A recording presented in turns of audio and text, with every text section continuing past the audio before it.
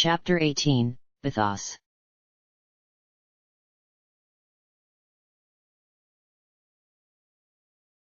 18, Bathos.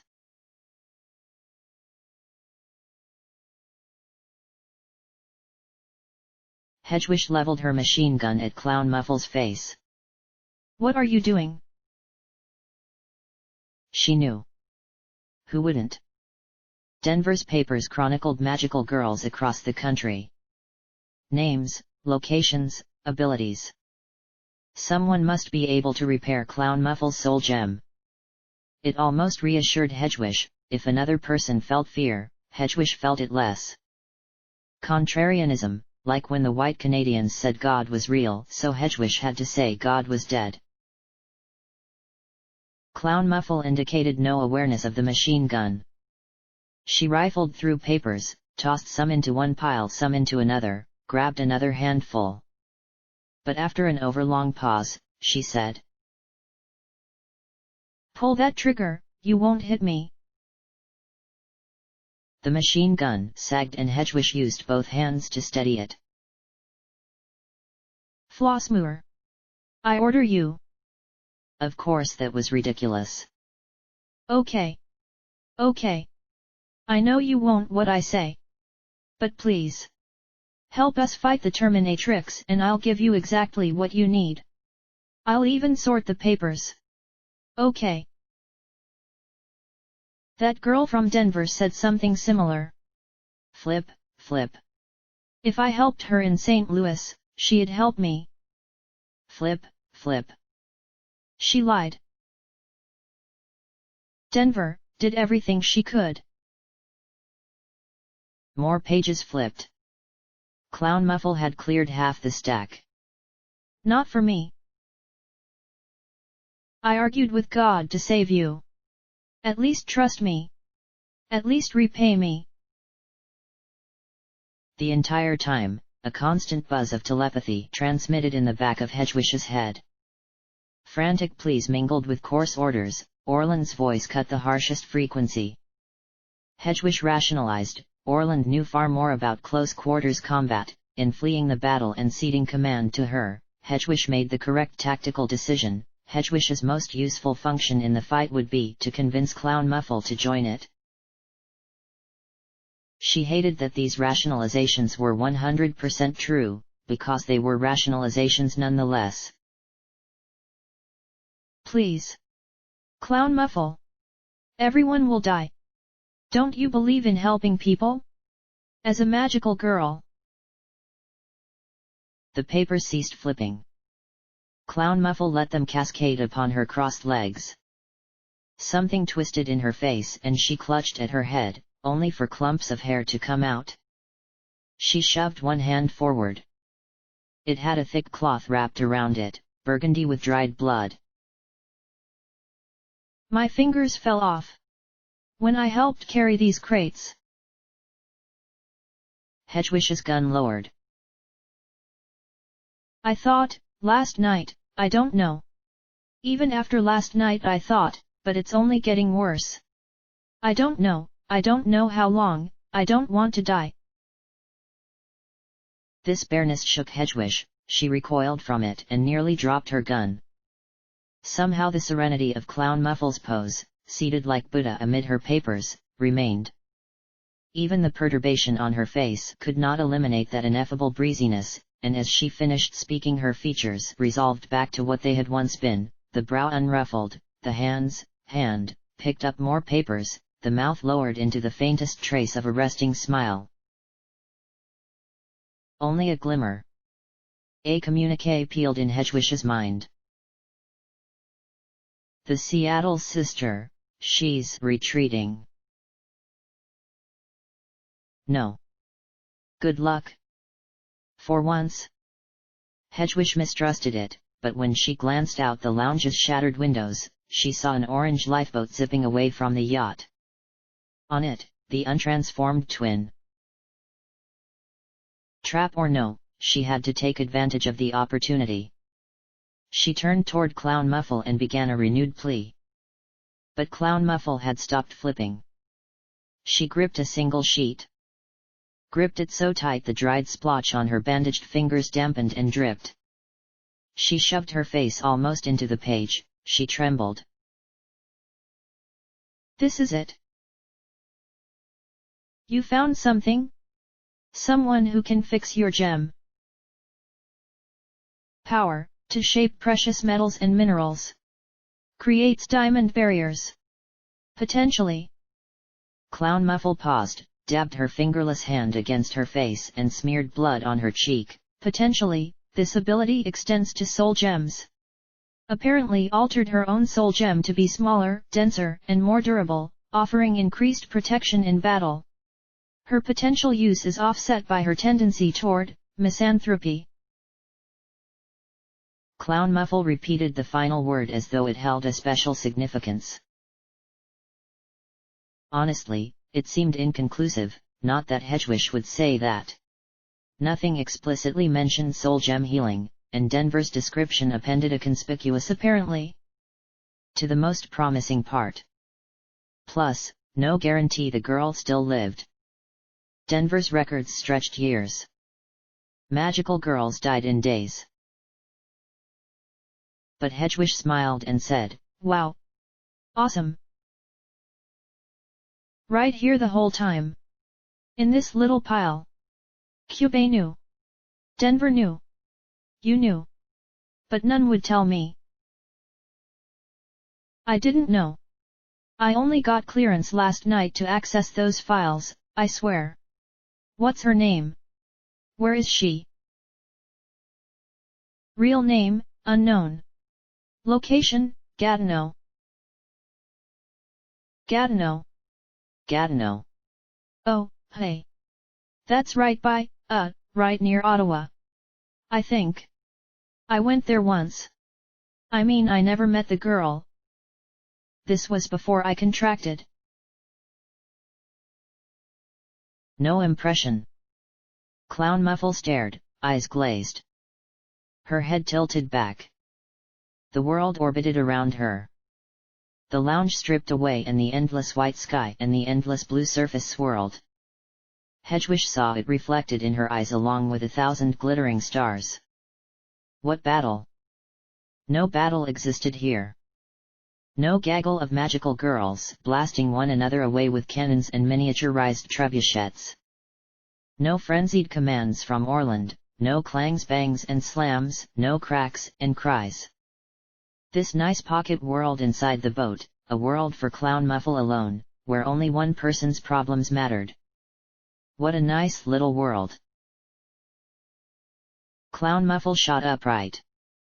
She unsteadily swayed into the remaining stack of crates. She folded the Gatineau paper into a tedious square and tucked it into her pocket corner up like a decorative handkerchief. I'll go now, Spacey, mumbling, eyes darting, to Gatineau. We're 9 miles from land. I'll find a way, said Clown Muffle, probably accurately. But before she fumbled anywhere further than a sofa armrest, her body tautened and her face fixed in a certain direction. Through the broken row of windows, 4 Terminatrix goons struggled with a figure in gold. Because they were all bunched in the narrow walkway along the side of the yacht, specifics remained unclear.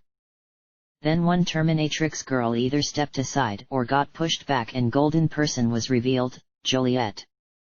The moment Hedgewish recognized her, her previously indeterminate shouts and shrieks resolved into the recognizable phlegmatic voice. No, whispered Clown Muffle. They can't. I won't let them hurt her. Her? Joliet? Did Clown Muffle confuse Joliet with someone else? Did Clown Muffle ever speak a word to her or vice versa?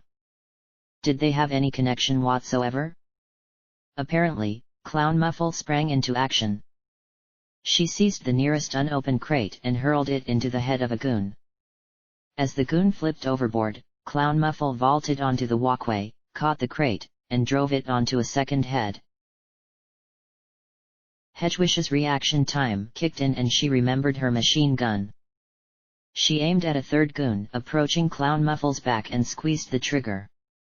The kickback launched her airborne, her aim went wild, couches became Swiss cheese. A stuffing blizzard whirled everywhere as Hedgewish hit the ground and stopped firing. When she climbed up, no goons remained. Clown Muffle had done something to them at the price of fresh blood from her bandaged hand. Hedgewish hurled the useless machine gun across the room and picked through the unsettled crate until she found the shotgun she had prepared prior. Its weight was more to her liking anyway. Clown Muffle dragged in Joliet and fanned her out of a faint. "NNK, HHHHKKK, yuck," said Joliet. "Are you unhurt, milady?" Did Clown Muffle say that? Hedgewish checked. The room was otherwise empty. A phantom aftertaste lingered on her tongue and she squinted. The meaning could not cohere. I'm. "Fear not. I'll protect you," said Clown Muffle. Joliet seemed insensible. Her eyes roved and sweat rushed down her brow. All fidgets, all fingers, all a frenetic twist in her spine. But Clown Muffle became every indicator of rigidity, stalwart and stolid, even as her blood trickled and the name of the girl who might save her rested in her pocket. The oddity of this image failed to last long. The lounge's relative safety had been compromised. Through windows on each side rushed Terminatrix goons. Orlan's commands continued to buzz, but the physical sounds of conflict had moved upward, onto the second deck. They had seeded the first, which left the lounge exposed. She pointed her shotgun at the first malignant face, half-bloodied but madly grinning, draped in azure furs and clutching twin tomahawks. Upon pulling the trigger nothing happened, not even a click. She had no time to consider whether the gun failed or she fucked up its operation. She held it up for defense and one swipe cleaved it. Her body avoided a similar fate but the force knocked her over a couch. "Someone!" Joliet screamed. Then rapid gunfire broke out and the room strobed black and white. Hedgewish rolled over and crawled on her elbows as bullets ricocheted against the bar counter nearby. Wood chips sprayed against her face. The stream of bullets lasted maybe 10 years, maybe 2 seconds, but when they ended a weird peace settled and Hedgewish cautiously drew her sidearm and raised her head over the denuded back of the sofa. Clown Muffle had scooped up the discarded machine gun and apparently wielded it way better than Hedgewish. Shocker, because of the stream of 7 or 8 enemies, only 4 remained, crouched behind chairs or sofas or crate stacks and poking up their heads. Clown Muffle tossed the spent weapon away.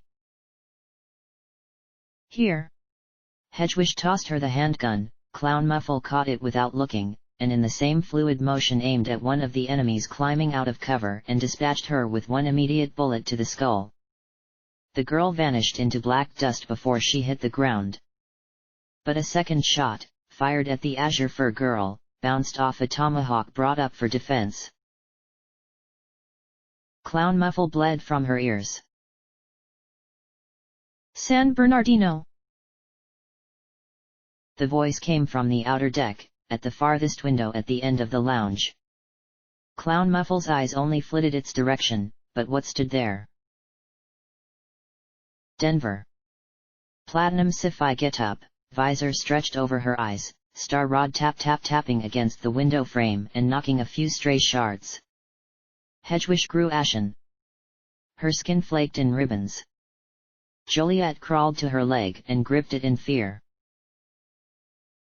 "And you, Lila," said Denver. You," said Hedgewish. "Aha," said the girl in azure furs, crouched but best positioned to spring. "Friends of yours Sage." "I know them, Catalina," said Denver. "That's real nice and all, but you also know what our mission here is, uh-huh." "I know." Denver climbed through the window and stood in the corner of the room, outside cover. Yet Clown Muffle neither aimed nor even looked in her direction. She did say, Gatineau. So you figured it out. Denver's eye fell on the papers that once belonged to her, now strewn on the floor. Gatineau. You only needed to say Gatineau, said Clown Muffle. True. I didn't even need to consult my files. She's a veteran of some infamy. She never used my site, but I learned a lot from one of her former pupils. I could have told you the moment you contacted me, but I needed you. Needed her. Great leader Denver. Hedgewish watched closely the azure fur girl, Catalina, although her head whirred with things she wanted to say, to ask Denver, or whatever spirit this was. Instead she said, Clown Muffle, she's trying to distract you. Nothing she says matters now, said Clown Muffle. But Hedgewish wasn't so sure about that, and sure enough Denver's eyes fell upon her. She could feel them through the visor. That same calm, cool, languid voice that was somehow Denver spoke. You made things difficult for us, Lila. Nobody expected you would take command of the Chicago forces. I certainly never would have. That voice, that cadence. The same voice that told her things would be okay in St. Louis. In that moment, racked by fatalistic terror, that voice said they would survive. They would make it out. It was that voice that lingered in Hedgewish's mind, the one she tried to emulate when she took the role of leader. Yet when she investigated Denver's example, remembered what specifically Denver had done to exemplify leadership, she could only at best think, well, she wasn't DuPage. No, unfair. Denver had fed her a little hope, despite the darkness of the moment. And it was funny, because what was that hope shit? Empty words, platitudes, right? Indoctrinated into children from preschool. Every story, every conflict, the same theme: if you hope, eventually something good will happen. If you imagine a bright future, you can make it real. It was that exact emptiness, that pointless regurgitation, that made Lila Chatterjee scoff at her parents and the white Canadians. Hope did nothing. Hope made nothing happen. Hope did not exist as a tangible entity, or even a real emotion. It was merely belief in something that did not exist. Hope and God were interchangeable concepts, and yet, in that darkness, in that hideous St. Louis, it took almost nothing. We'll make it out of here. The kind of sentence anyone could say, the kind Denver probably said as an afterthought, spurred by politeness above all else. How did such a weak and flimsy sentiment hit Hedgewish so hard? How did she think back on Denver and remember a powerful leader, especially when facts contradicted so heavily that assessment? Because Denver died alone, abandoned, her ranks tattered, her lieutenant a turncoat. Utter defeat. But what in that threadbare statement inspired Hedgewish so? It was a hopeful sentiment. But it wasn't the hope that made it powerful. It was the darkness. Happy people, her parents, the Canadians, even Lila Chatterjee herself, they needed no hope. Hope for what? They were happy. Lila, the cynic, recognized this needlessness and spurned hope, or however you called it, God, Allah. But in that darkness, in that hideous St. Louis, enfolded on all sides by miasma, surrounded by waves of men and women dispossessed of sense, besieged by nightmare horrors. What made the hope real, what made the words meaningful, what brought down the useless children's cartoon platitudes, what smashed through the vestigial upper-middle-class religion, what placed Denver on a pedestal, and what even, yes, even, what even edged a little sympathy for that goddess, was the hopelessness. Denver was a horrible leader.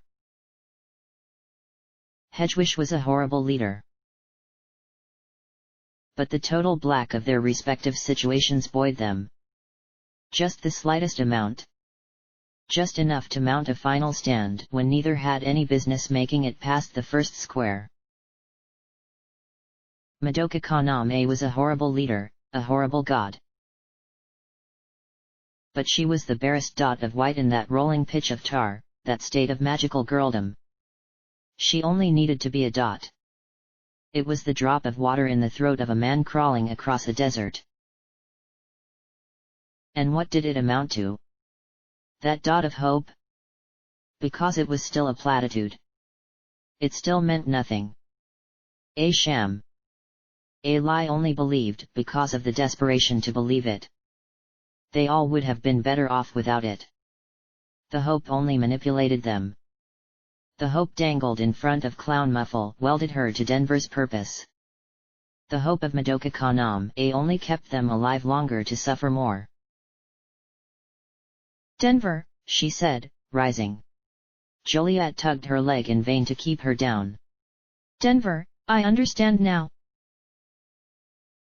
The girl named Catalina kicked a crate forward. It sailed at Clown Muffle, who sidestepped it, and a tomahawk swirled after. This too Clown Muffle evaded, but when it struck the wall it detonated and a fireball knocked Hedgewish onto her back. 2 shots rang in the subsiding tinnitus of the explosion and Hedgewish rose in time to watch 2 of the Terminatrix's goons vanish into puffs of smoke. But Denver and Catalina remained, and they charged Clown Muffle simultaneously. Then the battle stopped. Not just the battle in the lounge. The whole battle. Everything. The ship went silent. Denver and Catalina had come within a few feet of Clown Muffle before they froze at exactly the same time. Neither even looked at Clown Muffle. They cocked their heads and seemed to listen to something. Both blurted an incredulous, "What?" They rushed through the exploded wall of the yacht and grabbed what remained of the railing to stare into the misty sea. They exchanged glances. Clown Muffle, Hedgewish, and Joliet plodded closer step by step. Catalina vanished, poof. Denver turned around. She pointed at Hedgewish. Lila! Get out of here! Something bad's happening! Something, fuck! Just, get out now! Now! Then she also disappeared. The ship creaked, the waves lapped, and all fell otherwise silent. A vortex of wind swirled Denver's charred papers outside and Hedgewish only realized fast enough to snatch a handful. She rushed to secure the rest, shoveling handfuls, folding the papers into a curl and tucking them into a pocket. What just happened? Said Joliet. Did we win? I don't know, said Hedgewish, but... Milady! Orland appeared on the side of the deck, flanked by a ragtag group of Chicago survivors in scuffed and blood-stained armor. Centurion Joliet! Orland continued, with somewhat more posture. You're unharmed. You as well, Lieutenant Hedgewish. We managed, said Hedgewish. Lieutenant Bolingbroke has become one of them. Because of her, they had intimate knowledge of our abilities. The battle was difficult, but we appear to have forced their retreat. The white mist on the distant periphery of visible space darkened. The waves strengthened. They left because something worse scared them. Hedgewish spoke the words in a dreamy pallor that soon shattered. Get the yacht moving. Now. Back to the city, milady. A swirl, swirl, swirl in the far waters. The white and blue together became an ominous black. All in the direction of unseen Chicago. No. Take us east, better yet, south. What city is south and how far? Gary, milady, Indiana. 15 to 20 miles. We break for it, go. Anyone not needed to pilot the ship, heal whoever can be healed. What healers are left? Orland had departed on go. Joliet followed, head low, muttering something about overseeing the steering, likely considering Orland a better bodyguard. Nobody protested her departure. The few who remained in the lounge doorway glanced among themselves to elect a speaker, and finally Griffith, the girl with the magic camera, saluted. Her report. Of the 21 girls who departed Chicago on the yacht, 3 were confirmed killed, Frankfurt, Gary, and Lamont. 7 others had gone missing. These included most of the girls who had been on the back of the ship when the attack started. They had probably fallen overboard unconscious and sunk. By now their soul gems were likely unrecoverable. Of the 11 remaining, which included Hedgewish and Joliet, 3 had received debilitating wounds. The platoon's best remaining healer, Hammond, was expected to have them in full form in minutes. Others had expended a lot of energy, and Midlothian, who survived despite her uselessness, was already distributing grief cubes.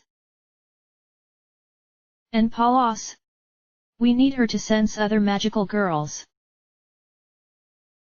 She's one of the 7 missing, said Griffith. She probably. I'm right here. A broomstick descended onto the narrow corridor of deck behind Hedgewish. Palos disembarked, followed by another girl, Hazel Crest, or Munster maybe. Both were drenched. You abandoned the fight, said Griffith. No, You should have gone after the Terminatrix, said Hedgewish. With flight, long-ranged attacks, tracking magic, you could have forced her back and ended the fight yourself. Palos shifted. She looked down, but when she lifted her face up again, her expression was aggressively neutral. Refusing eye contact with any of them, staring only straight ahead, Palos stepped into the lounge's busted doorway and produced from a pouch 3 luminescent gems. That's Mokina's soul gem, said Griffith. And Munster, and Tinley. We thought they fell overboard. They did. I dove down to save them. My broomstick can only support 2 people, so I grabbed the most important parts. I'm sorry, there were 2 others, they had already sunk too deep. The neutral expression broke and she turned away her face, mumbling the last part. I'm sorry. I'm sorry. If I didn't fly up first, I could have saved them all. I'm sorry. I should have realized sooner. I should have, I'm sorry, I'm sorry. Another catch in her throat. A muffled sob. Hedgewish stared, uncomprehending. Palos had joined 1 day ago. She didn't know any of these girls. Hedgewish worked for the Empire 5 months and barely knew them. Sure, she knew their names, cities of origin, their dates of birth, their powers, their wishes, she compiled spreadsheets of them. Like Tinley, real name Desiree E. Parker, from Detroit, 15 years old. They were people. And Hedgewish told them she'd lead them to safety. Now 3, probably 5 were now dead. At least shitty leader Denver died before Hedgewish did. Gurg, ga. She didn't know what to feel. Best not to think about things better thought about once in bed. A sharp tidal yank bonked her head against the door jamb. She rubbed her forehead and mussed her already mussed hair. Everything outside had become so dark it was like nightfall. The mist became indistinguishable from the spilt inkwell sky. What was water and what wasn't only became clear by the sharp crest of the tall waves, which flashed the tiniest white shard from the lights on the yacht. The next wave rocked them. Hedgewish stumbled against the jagged remains of the exploded doorframe and caught herself.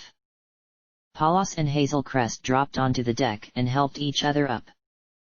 But the waves kept coming, the next hit before they were halfway risen and they fell again. Gravity's pull tugged Hedwig's midsection and her legs scraped the deck until she hooked her feet into gashes carved during the battle. There had been signs of something stormy building before, but this intensity outstripped expectation. They became wormwood on a dark plane of existence, even as floodlights flipped on along the yacht. People were falling down inside the cabin and Orland bellowed something above. The harsh spray and the slap of water and the creak of their metal vessel clanged over the words and Hedwig replied telepathically, "What?" "We're being pulled. Milady, these waves are like nothing." Slam. Another wave didn't rock them so much as toss them. For a moment Hedwig's body lifted airborne then plinked back down. The younger girls yelped.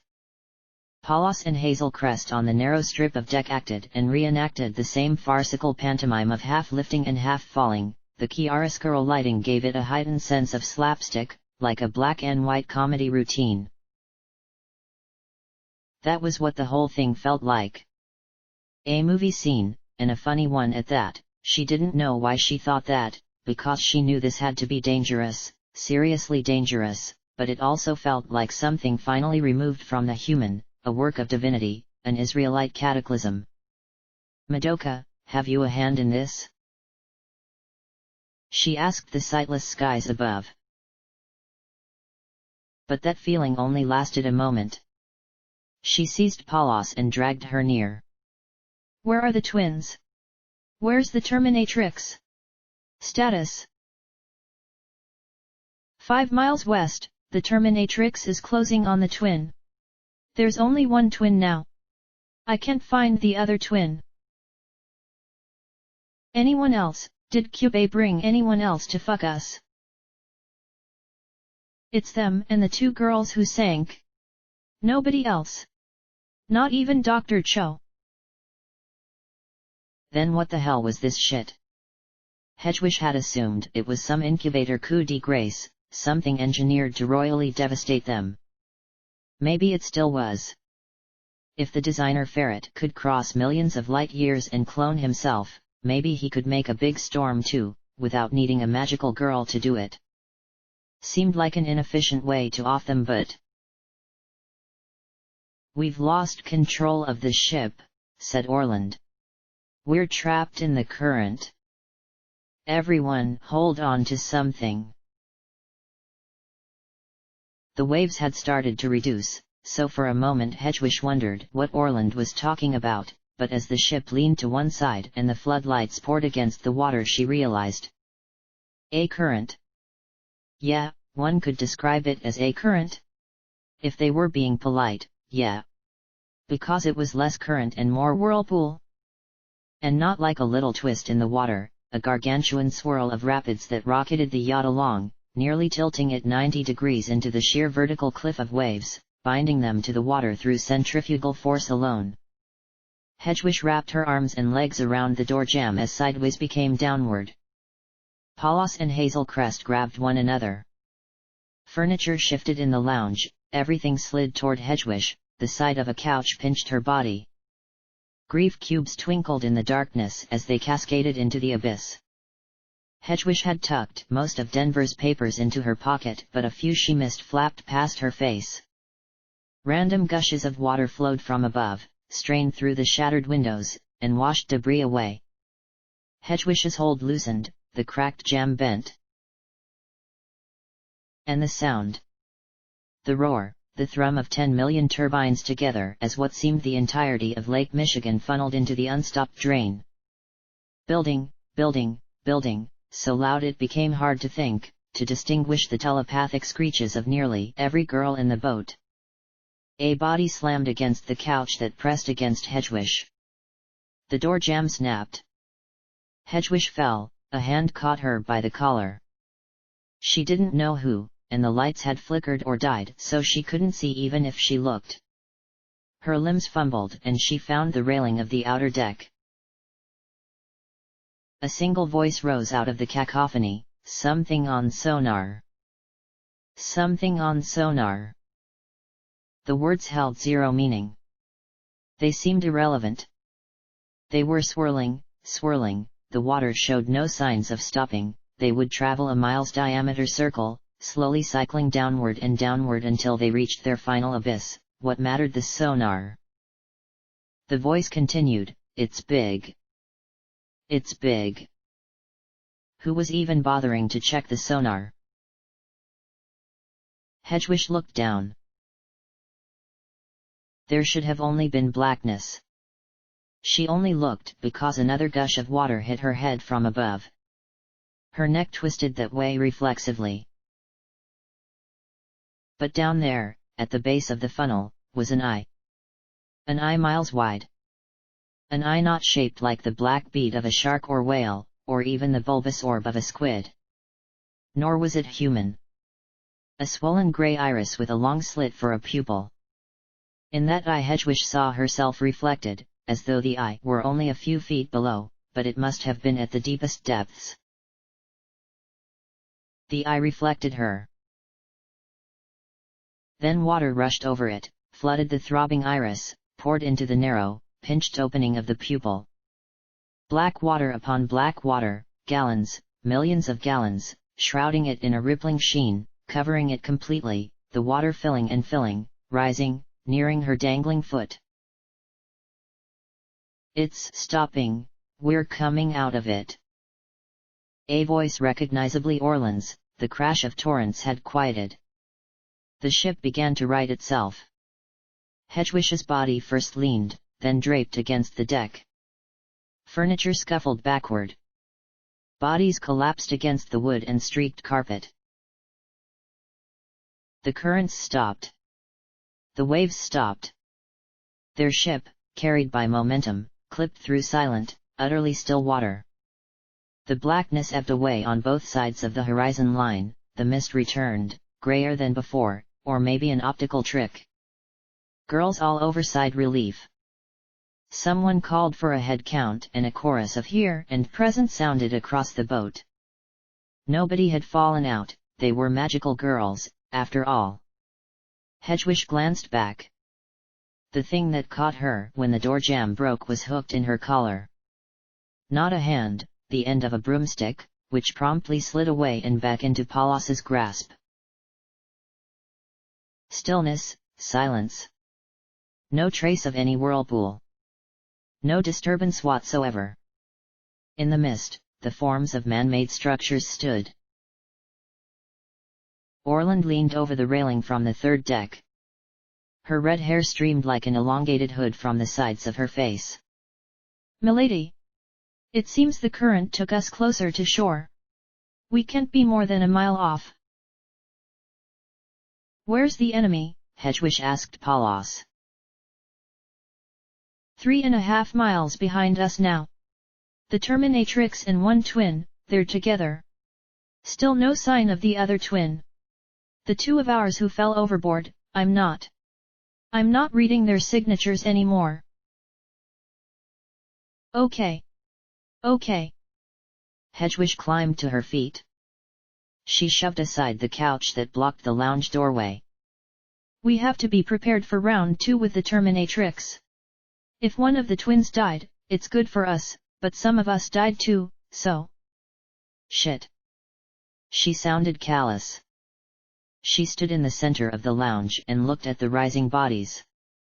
Griffith, Midlothian, even Clown Muffle had to pull herself off the ground. Nobody remarked on what she said. When she took a step, her foot crunched grief cubes.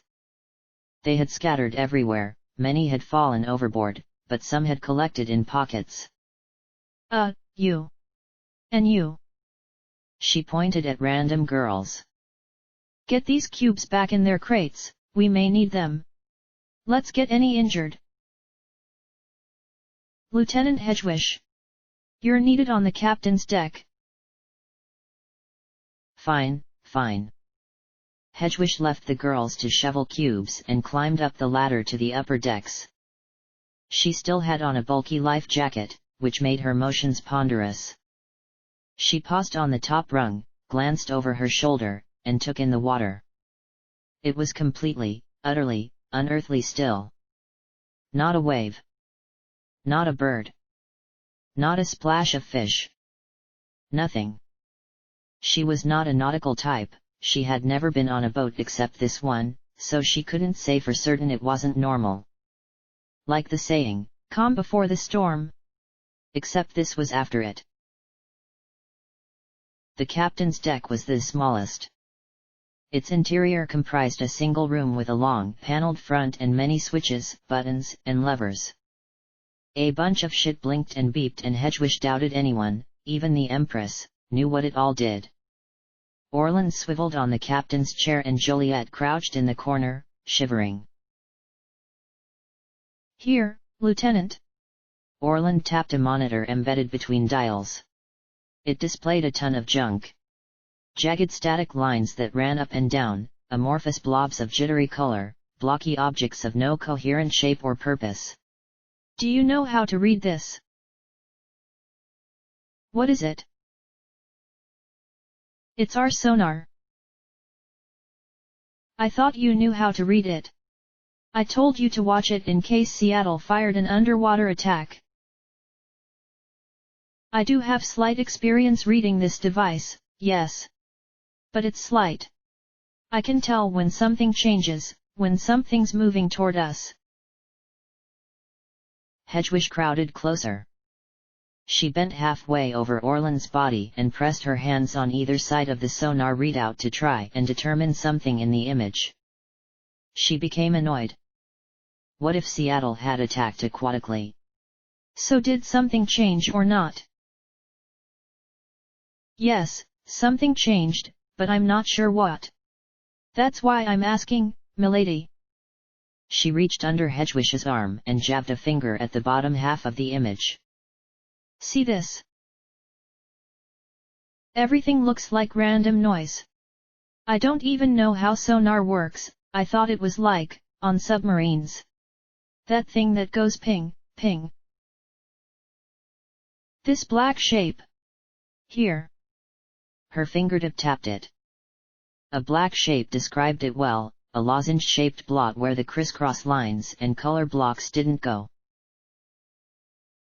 Something ominous twisted in her entrails. "From my understanding, which again is based on very minimal experience, that black object indicates some place where the sound waves we send out aren't penetrating. Basically, we shoot sound out, and it's bouncing back at us before it reaches this black area." Hedgewish regarded it. Her voice came out quiet. "So something's out there. I mean, ostensibly, yet, milady. But I've been watching the sonar the whole time, whatever this is just appeared, I think it might be a glitch, like the system got damaged, the waters were rough." Orland spoke excitedly, her pitch rising. "Because it wouldn't make sense, right? Right? Something this large can't just appear out of nowhere, right?" "How large?" Hedgewish cleared her throat. "How large is it?" "Based on the scale of the readout, that object's at least 600 meters long." The screen flickered and the black lozenge inched closer to the center of the screen. "What's that, whale length?" "There are no whales in Lake Michigan." "But how big is that? How big is this thing? Comparatively?" Orland pushed back her damp bangs. In the pale light of the screen, her face became a ghoulish green. Her eyes appeared sunken and her freckles like filthy spots of oil dribbled across her skin. "It's 12 times the size of our ship." 12 times. "But it can't be a thing," Orland continued. "Right? Lieutenant? Right? It's a glitch. You handle the records for this stuff, don't you? The specs? You should know about these kinds of errors. Right? It's a glitch. Right?" The forgotten Joliet crouched her corner, coughed a grotesque, mocking laugh. She pressed her hands over her face and stared upward. Hedgewish leaned back, away from the sonar readout, and against the wall behind her, accidentally clicking some switches in the process and turning off the floodlights that swept from alcoves past the windshield. She clamped her teeth on her thumbnail and the soft flesh behind it and bit until her sharp canine punctured it. A blood taste blossomed. How fast are we moving to Chicago? As fast as the yacht will go. That thing on the sonar is moving a lot faster. How far is it? Just under. Just under one league. What the fuck is a league? What the fuck is league? I can do miles, I can do kilometers, don't give me fucking leagues, don't give me these fucking measurements I know nothing about. Orland's eyes blinked. It'll reach us, before we reach shore. She failed to mention the profanity. She devolved from steadfast veteran to a dumb girl playing boat captain. The enormity of the equipment compressed her into a bundle of red yarn. But it's not really there. Nothing that large can just manifest like that. Right? Milady? Lieutenant? It's a glitch, right? The bitter laughter sounded again. It had the same metallic whir of the fans inside the machines. Glitch, said Joliet. Glitch. Wouldn't that be nice? A nice, lucky glitch. It's no glitch. Would it ever be a glitch? Something like that doesn't happen to someone like me. By which point Hedgewish had spiraled out of the captain's chamber and begun an automated, eyeless process of descending the ladder back to the first deck. That eyeball she saw in the whirlpool. You could imagine the whirlpool itself, had been some sort of magic. A powerful magical girl, one cube had shifted into position to finish them. But a creature of that size, that eyeball, nobody could create something like that. 12 times the size of their ship. She knelt on the wood and rasped. A girl, Midlothian, knelt beside her and patted her back and asked if she were okay, and she was a whole continent displaced. Hedgewish knew what it was. Knew what was coming for them. There had only been one twin remaining. Something had happened. Something dark. Something sinful. Something that offended the sight of that god, Madoka Kaname, something that churned her celestial stomach, a twinge in her galactic abdomen, just enough disgust to ripple onto this world in the form of what, to her, would be the smallest bacterial mite. A glitch, if you will, but not the kind Orland prayed for, or the kind Joliet denied. The name for it, and Hedgewish hadn't known this one, it wasn't part of the innate knowledge she gained due to her wish, because Madoka Kaname never named them, the name had been told to Hedgewish when she relayed her knowledge to the Empress, because the Empress already knew some things, the name for it was Archon. A false deity. A creator who was not God. And what it created were wraiths. Wraiths, endless wraiths. The wraiths it created wouldn't matter, of course. The Archon itself would smite them long before it came to that. Lieutenant Hedgewish, said Midlothian. Please, if you're sick, come inside. Get everyone. She bolted upright. Everyone. Get them ready to fight. Fight with everything. Milady. Do it now. Midlothian tottered 2 clumsy steps before Hedgewish remembered the efficiency of telepathy. Everyone get ready to fight at the back of the boat. They streamed from the lounge and the upper decks, still bloodied and no longer in such neat rows or with such precision of movement. But they came, and with the frantic hand motions of Hedgewish they lined up, impractical magic weapons ready. What are we preparing for, milady? What is our target? One said. Hedgewish did not need to answer.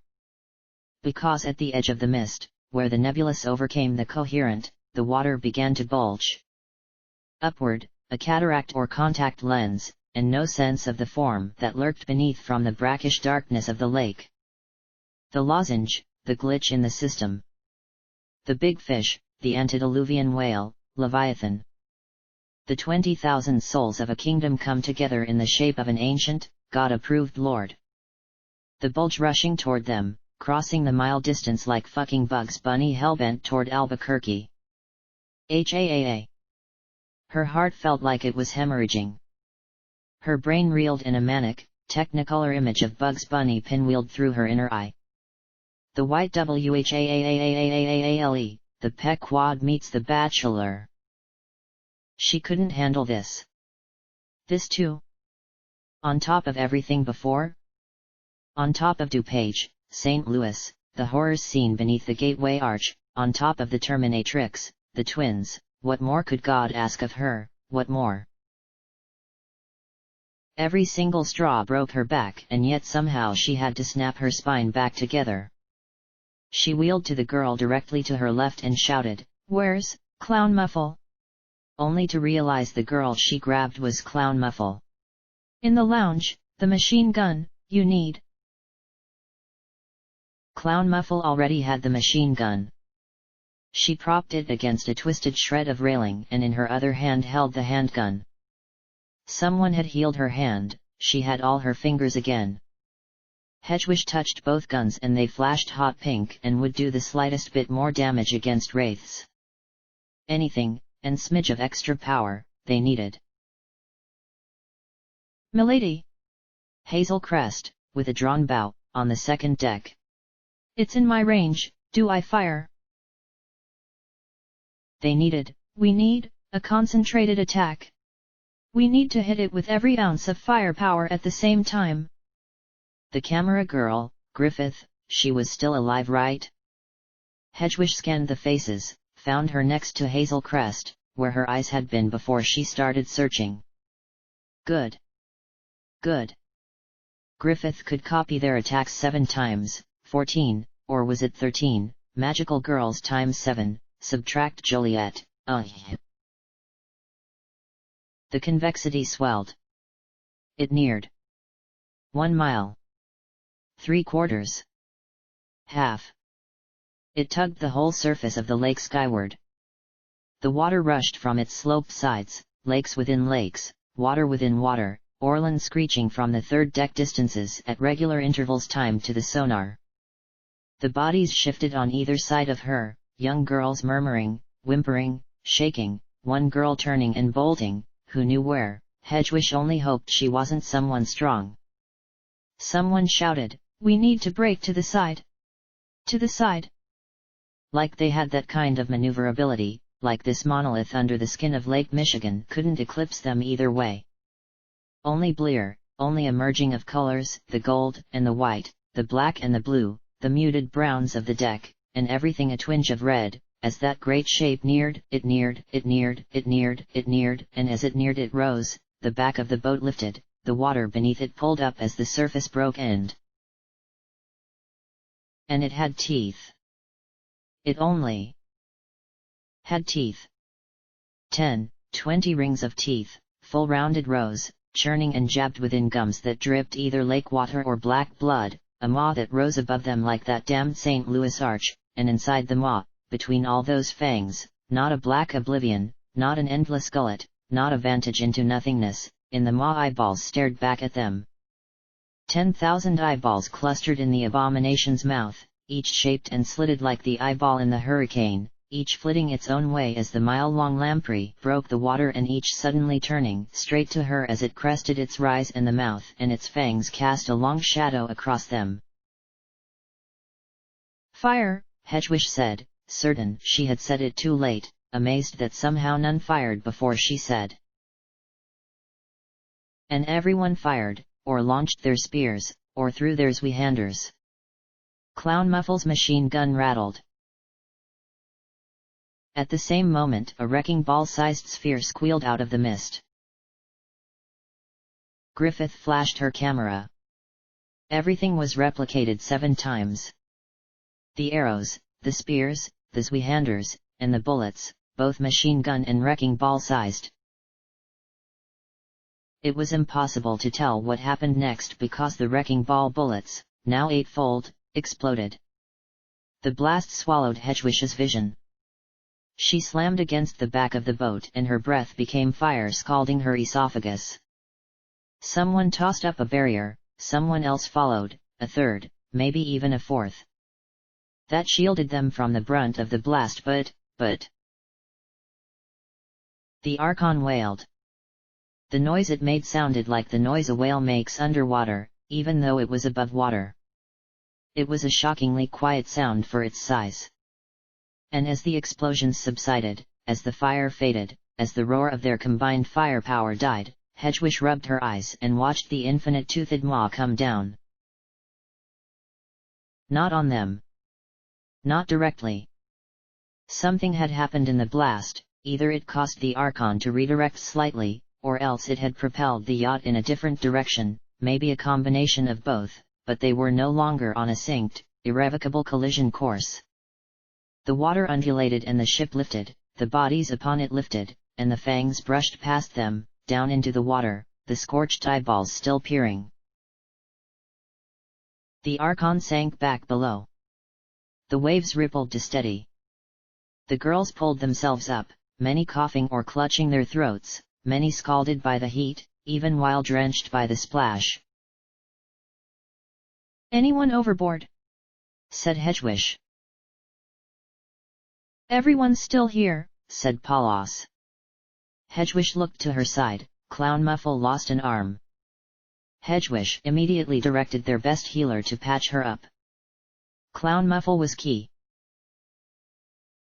"It's moving away," said Orland. "It's moving away, the sonar shows it clearly. It's moving away from us." A stooped figure emerged from the cabin at Orland's back, Joliet. Ha! Ha! Ha! It's not moving away. It's circling around for strike 2. And HKKK, look at the boat. Look! They looked. It didn't take long to see. The massive explosion had ripped the sides right off it. The combined force of the barriers had protected everyone at the back of the boat, but the fires had spread around the barriers and ravaged everything else. Massive gashes front to back. Water streamed inside. "No! No!" Orland ran into the cabin, ran back out. "We're dead in the water. The engines aren't responding. We're sinking." The ballistic horror of the situation subsided and this new fuckery somehow made little impact on Hedwig. She nodded as she observed the water flooding into their gutted hull. "Yes, yes. Of course. You need to get out of there," said a voice unfamiliar to them, and the girls whipped their battered heads in search of its source until Paulus jabbed her finger at a growing black smudge in the sky's whiteness. It was the Terminatrix, flying, great bat wings extended, which contradicted Paulus's report that she flew by simply moving across the sky with no form of propulsion. Hedwig didn't care about the discrepancy, only her bureaucratic mentality even brought it up, and nonetheless she could assume the reason for the change, because the Terminatrix carried 2 bodies that dangled from either her hands or feet. "That was my last shot," said the same voice. "I'm spent. I don't have the energy to attack again. You need to escape before it comes back." The Seattle twin. The younger one, with the sniper rifle. Interesting they decided to help. It implied Cube failed to tell them about the Archon beforehand. "No way," said Orland. "We don't need your help. It's hurt. If we hit it again with everything we got, we'll finish it." Hedwig kept one eye slanted to the side. The immense convexity of water was halfway through its revolution back toward them. The Archon was so long it was taking a non-negligible amount of time for it to attack again. Still, they needed to act fast. Someone shouted, "Griffith is gone!" It was Hazel Crest, who stood right next to Griffith. "I thought everyone survived the explosion." "She did, she was right here," she sat down to catch her breath. "Law of the cycles," said Hedgewish, and in an instant it became clear. Griffith's power, to replicate objects, required energy proportional to the energy of the objects she replicated. It was in her file, Hedgewish knew but had forgotten, or even if she had remembered, maybe she would not have stopped Griffith from using her power anyway. After all, Griffith knew her own limitations. She had snapped that photograph well aware how much energy it would expend. Fuck. And that sneaky Madoka got in and cycled her while Hedgewish was looking elsewhere. "If Griffith's dead, that seals it. Everyone into the remaining lifeboats, we're abandoning ship." The girls, despite their wounds, sprung into activity. Gold flashed as they streamed along the sides of the yacht to the compartments where the lifeboats were stored. Hedgewish limped, some piece of shrapnel had cut her thigh muscle, at the back of the procession as they extricated orange cubes and pulled the drawstrings to inflate them. She weaved between the bodies and into the lounge. One briefcase contained the hard drives of the Empire's computers. She had secured this especially important article behind the bar and was toting it back outside when Orland appeared to confront her. "With all due respect, Lieutenant, are you insane? You think we'll stand a better chance on those dinghies than on this ship? If we take all 3 lifeboats and spread out, it can't get us all at once." The logic dawned on Orland and she nodded. "Yes, milady. Sound idea." No sooner had Orland vanished did Paulus appear. "I can carry one other person on my broom. I fly fast, it's almost certain I can carry them to safety."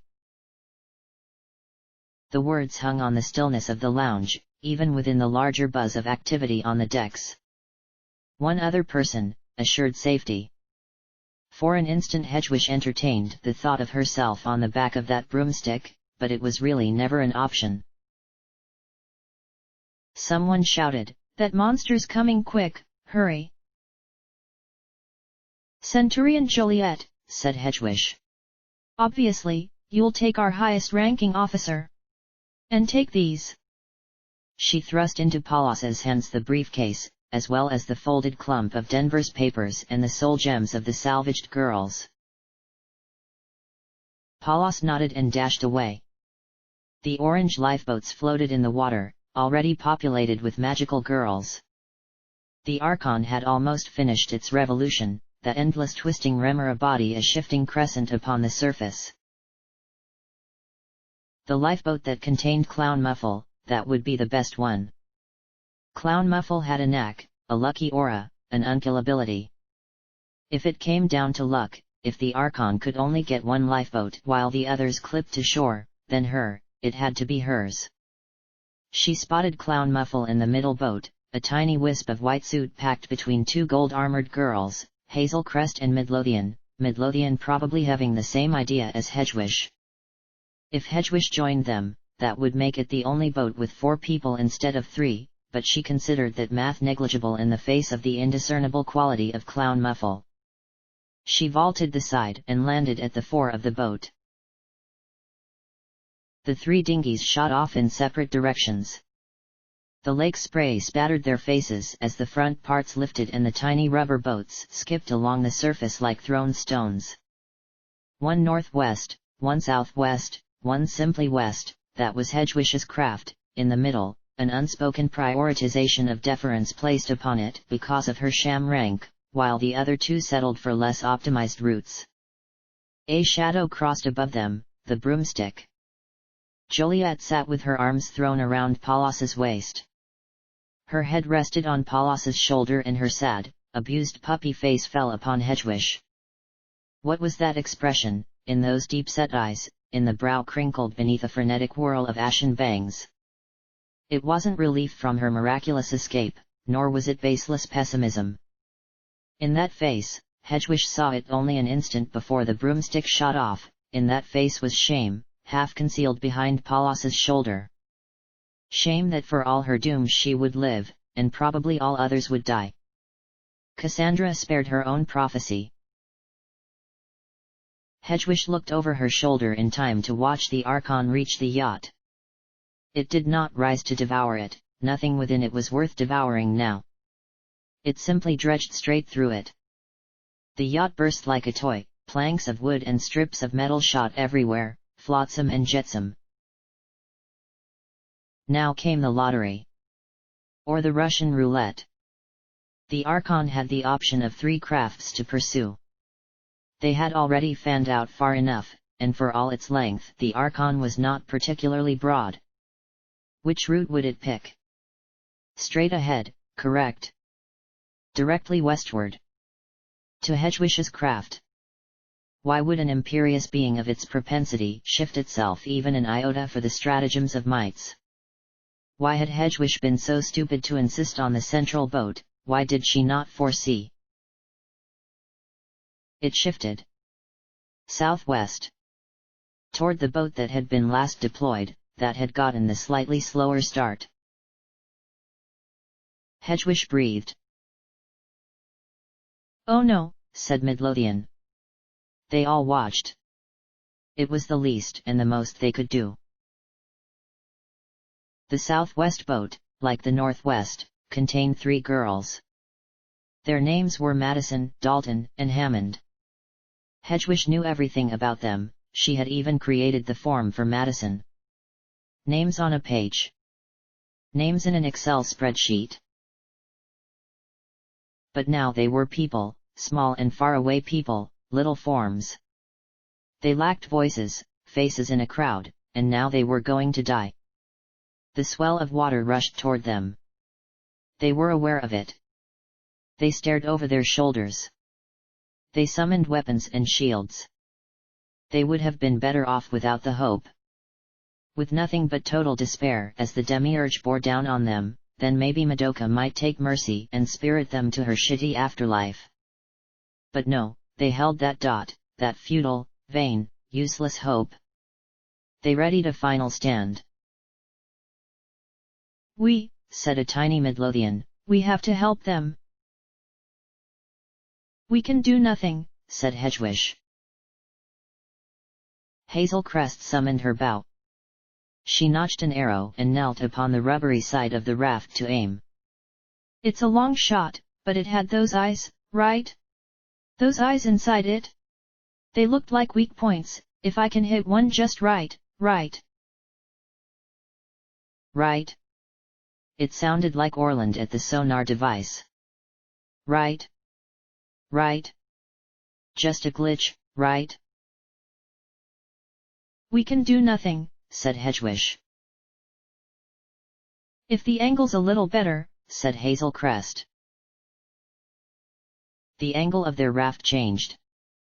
Who controlled it? It had a little rudder, the person at the back of the raft, it was fucking Clown Muffle. Hedwig suddenly remembered why she spent most of her time in St. Louis trying to get away from Clown Muffle. "No. We can't. There's nothing, we can't. If we get too close."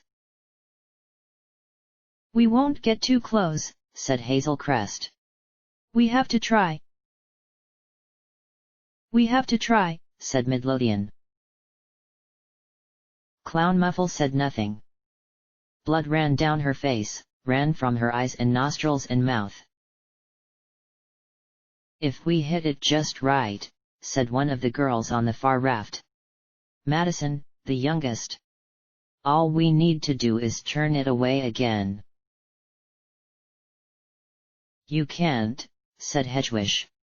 "You can't. Stop it, give up, lose your hope, every single ounce of it, don't you see that's the only way to salvation? Give up all hope. If you don't give up you'll die. It's hopeless." And the hatred swelled inside her, hatred more than fear at Clown Muffle's idiotic rerouting, hatred at these stupid hopeful girls and the stupid hopeless Madoka who would let them all die unless they had nothing left to live for. Why so stupid a system? Why had she not thought harder about it? She had all that power in her useless hands and she wasted it. Wasted it, wasted it, wasted it. Bugs Bunny popped out of his burrow and said, "What's up, Doc?" 10,000 teeth and 10,000 eyeballs. Hazel Crest loosed her arrow. It flew into the mouth and nobody could even see where it landed. Madison and Dalton and Hammond in the little boat made their final attacks, a launched javelin, a lobbed cartoon bomb with a lit fuse. Hammond, the most veteran, conjured both a translucent rainbow barrier and fired a fancy laser. It did jack. Fucking dick. Bugs Bunny bit down on the orange carrot lifeboat. The 10,000 teeth closed. Madison, Dalton, and Hammond vanished. Kaput. The number of survivors dropped yet again. How many now? Hedgewish kept losing count. 4 in her boat, 3 in the other, Palos and Joliet, plus the 3 soul gems Palos scavenged. Not that those gems had any chance of coming back to life with their bodies assuredly destroyed in the whirlpool. 9. Let's give it 9. Let's rip out our throats and bleed to death. Let's offer ourselves as sacrifice to that useless god, Madoka Kaname. The waves when the Archon dropped back under the surface whipped laterally. Hedgewish's dinghy launched upward, hung in the air a full second, then flipped and deposited them into the water. That fucking idiot. Clown Muffle. Midlothian and Hazel Crest, sure, they were dumb kids. Clown Muffle ought to have known better than to move them closer to it. The water filled her mouth and nostrils, ice cold. It seared her, it was so cold, but she felt her body rushing up. Her fucking life vest, which she had put on eons ago, buoyed her and she popped upon the surface. A wave crashed into her face and she sputtered until a flash of orange rubber streaked the corner of her vision and she churned her arms for it. Thrashing and floundering she gripped its side, clutched while another undulation forced her head under, then forced herself to flip a leg over its side. Clown Muffle seized her collar and pulled her the rest of the way. Hedgewish spat and wheezed, tried to speak, "Need to," coughed again, gripped her throat, half crawled half oozed over the sodden sump of the lifeboat and clapped a hand on the purring motor. "Need to move, now." "Lieutenant, are you okay?" Orland's voice. "On the northwest boat. We're coming." "It's fine, it's fine. The motor's still running. You guys get out." "Yes, milady. Be careful." "Thank you." The blood sharpened inside her eyes and she stared painfully up at Clown Muffle's impassive face. "I said go." "Where are the other 2? "Other?" She glanced over her shoulder at the bobbing water. Midlothian and Hazel Crest, neither on the surface nor even dark shapes just under. They had been transformed, their armor may have dragged them deep before they had a chance to cease their magic. "Help me," one of them said. "I'll return," said Clown Muffle. Then, hands angled ahead of her in the shape of an elegant triangle, she dove headfirst into the lake and vanished. Hedgewish rocked upon the rocking boat in an expanse of total emptiness. She saw no sign of the Archon, no bulge or shadow in the water. The motor purred and she crawled to it and fiddled with the device that served as the rudder. "Stay. I'll return." Clown Muffle said that and for a few placid seconds the command's magic held. But the ridiculousness shot forth and she realized she needed to get the boat moving. Abandon them? She knew they weren't dead. She knew. Clown Muffle would fish them out of the depths. They had no time. Clown Muffle was not a myth, she was flesh and blood like any other, mostly blood now, it streamed out the holes in her face. No, maybe the Archon moved on to the city. But it was a logical entity. It knew its threats. It would exterminate. Where was it? How could the lake be so rough and so still? How could the motor purr and the waves crash and yet there not be a single sound? She had to get out, get out, get out. Clown Muffle broke the surface. A body under her arm, a body that remained motionless a moment upon emerging, but them coughed and sputtered much like Hedgewish had as Clown Muffle lobbed it onto the dinghy. One more, Clown Muffle said, and dove. Hedgewish extricated her legs from under the writhing body. It was Hazel Crest, who managed to look like a mess of hair despite her hair being short. She rubbed her eyes and breathed and looked around. Lieutenant! Lieutenant! Said Hazel Crest. I'm sorry. I'm so sorry. I'm losing my head here, Lieutenant. I'm so sorry. I'm trying my best to be a soldier of the Empire. I'm trying my best, I'm so sorry. It's fine. It's fine, I couldn't possibly care less about that. Hazel Crest gripped her head. Her soggy hair strained between her fingers. Her eyes stared between her knees. I can't take it anymore. I want to be a good soldier. But I can't take this anymore, everyone's dying, we're all going to die. That thing, that thing. It's okay. It's okay. Where was Clown Muffle? She hadn't taken long with Hazel Crest. What happened to Midlothian? Could they even breathe? Hedgewish had heard, a magical girl could use their soul gem's energy in lieu of oxygen, but the conversion rate was shit, and how good was Clown Muffle's gem right now? Would she push herself to the death, like Griffith had? She had that stubbornness, even if she didn't have the self-sacrifice. She would refuse to believe she could die so easily, even if she could die so easily. Hey! A voice shouted from above. Hedgewish looked up and a foot nearly landed on her face. Palos and her broomstick hovered just above. I dropped off the general. Quick, grab my hand, I'll take you next. The hand came out of the mist, half-gloved, with the other half long since scorched off. A hand to safety. To zip across the lake like Joliet and reach land in half a minute. What did Joliet say about these kinds of things? Anything good, to her, was a trick. A trap, a setup for a subsequent letdown. And as Hedgewish's hand twitched, the incipient motion of taking the hand of Palos, she already knew the subsequent letdown, she had seen it in Joliet's face, that mark of utter shame, and Hedgewish knew she could not take the ride. It was funny, really. Hilarious. That for all her cowardice, her skittishness, her tendency to bolt at any moment, even just 10 seconds ago, hadn't she had the same thought of leaving on the boat while everyone else sank beneath her, for all that? God, it wasn't even a decision. Hazel Crest's real name was Karen Gray.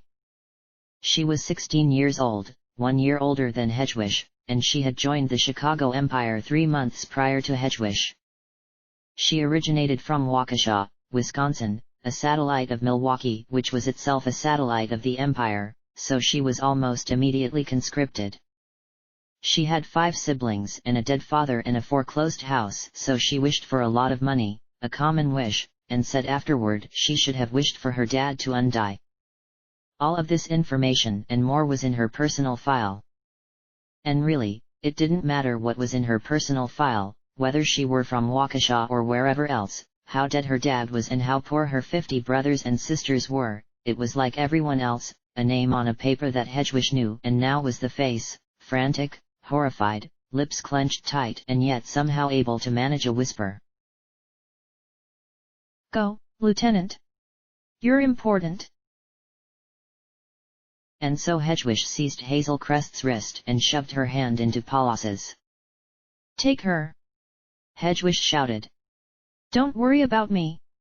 Take her, go, be fast. Hazel Crest only managed a strangled interrogative note before the broomstick shot off. Paulos shouted, I'll be back fast, I only need to take her to the other boat. They were gone and Hedwig's fucking mind was gone. She threw herself on the rubber of the boat, swayed up and down with the waves, shrieked into nothing. She didn't give a shit about Hazel Crest, she knew that. Nice rote recital of her vital statistics, nice words clipped from a spreadsheet, all to convince yourself you were a good person doing the right thing, when you and I both know the only reason you fucking did it was because you couldn't bear the shame of having to watch her sad doomed face shrink below you as you zoomed off to your own useless safety.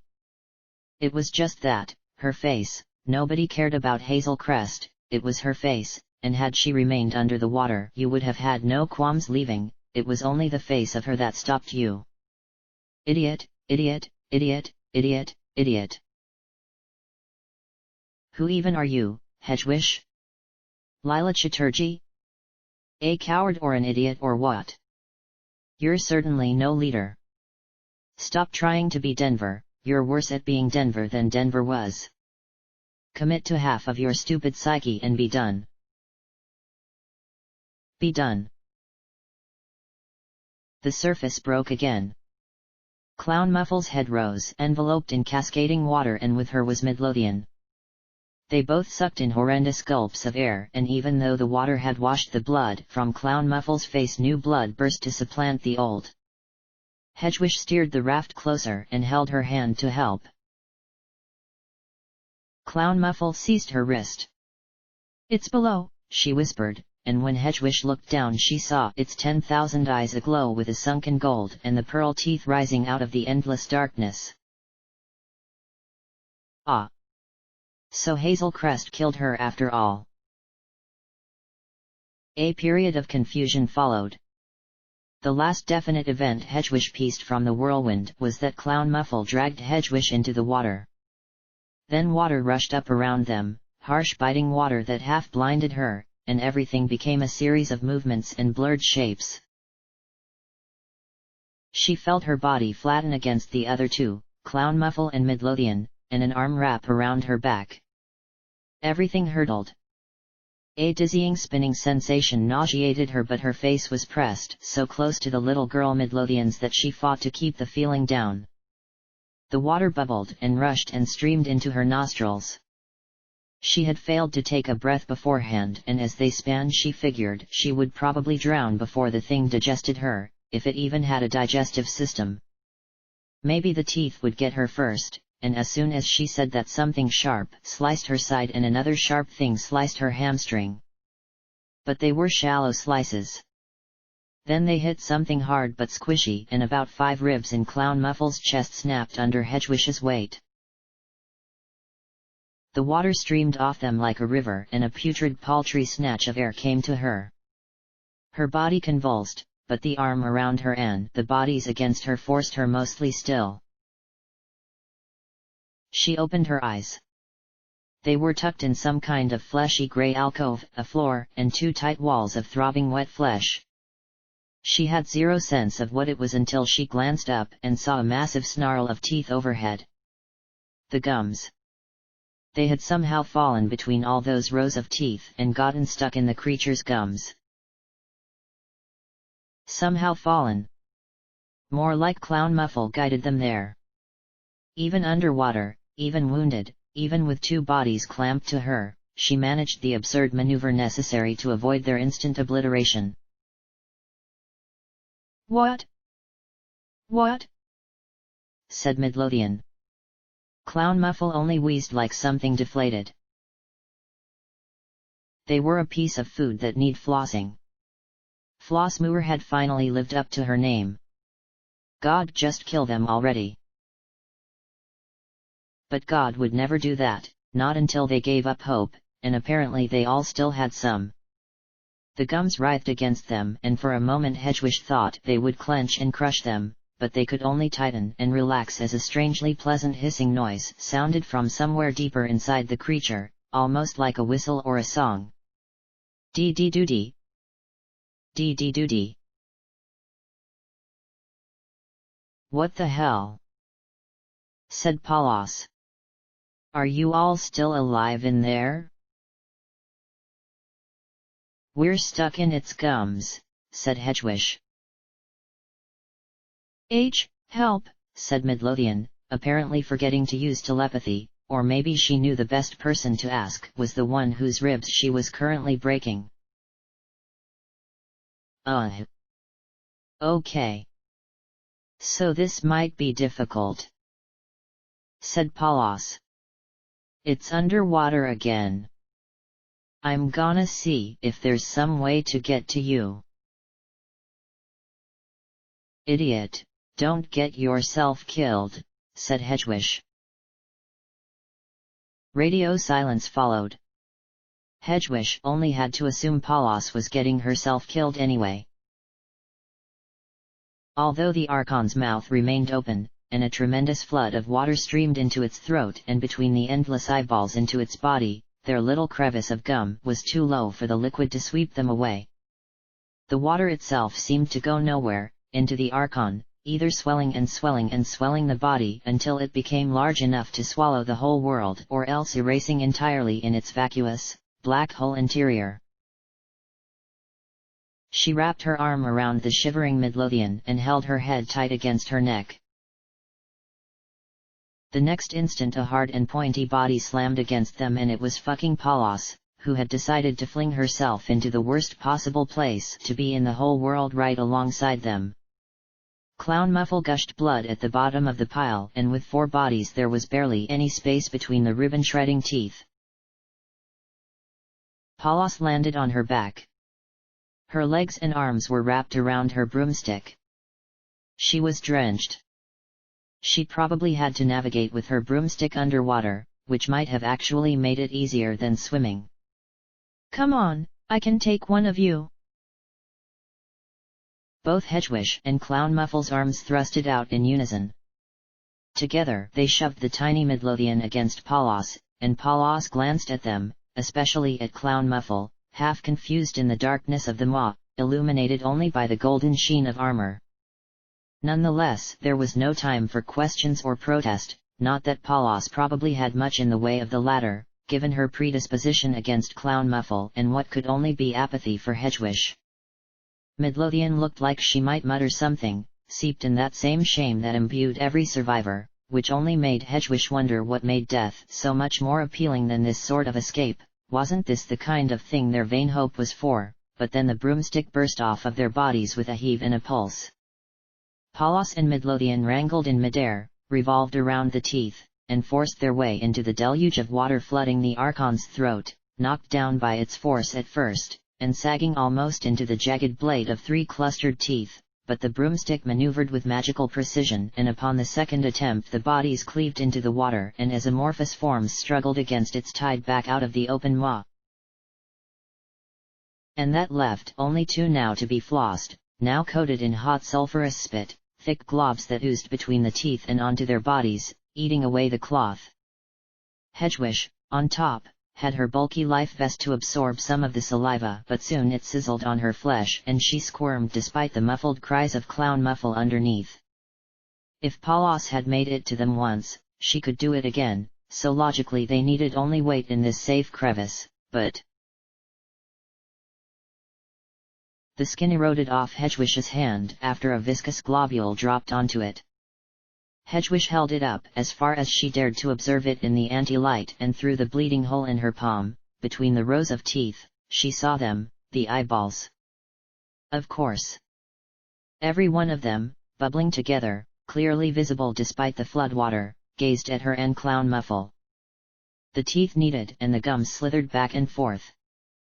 Clown Muffle made another pained grunt and it became clear that even the moderate motion of the Archon's ashen flesh hurt her. She was falling apart, totally in tatters, and in the cesspool at the basin between the teeth the saliva collected and began to dissolve her.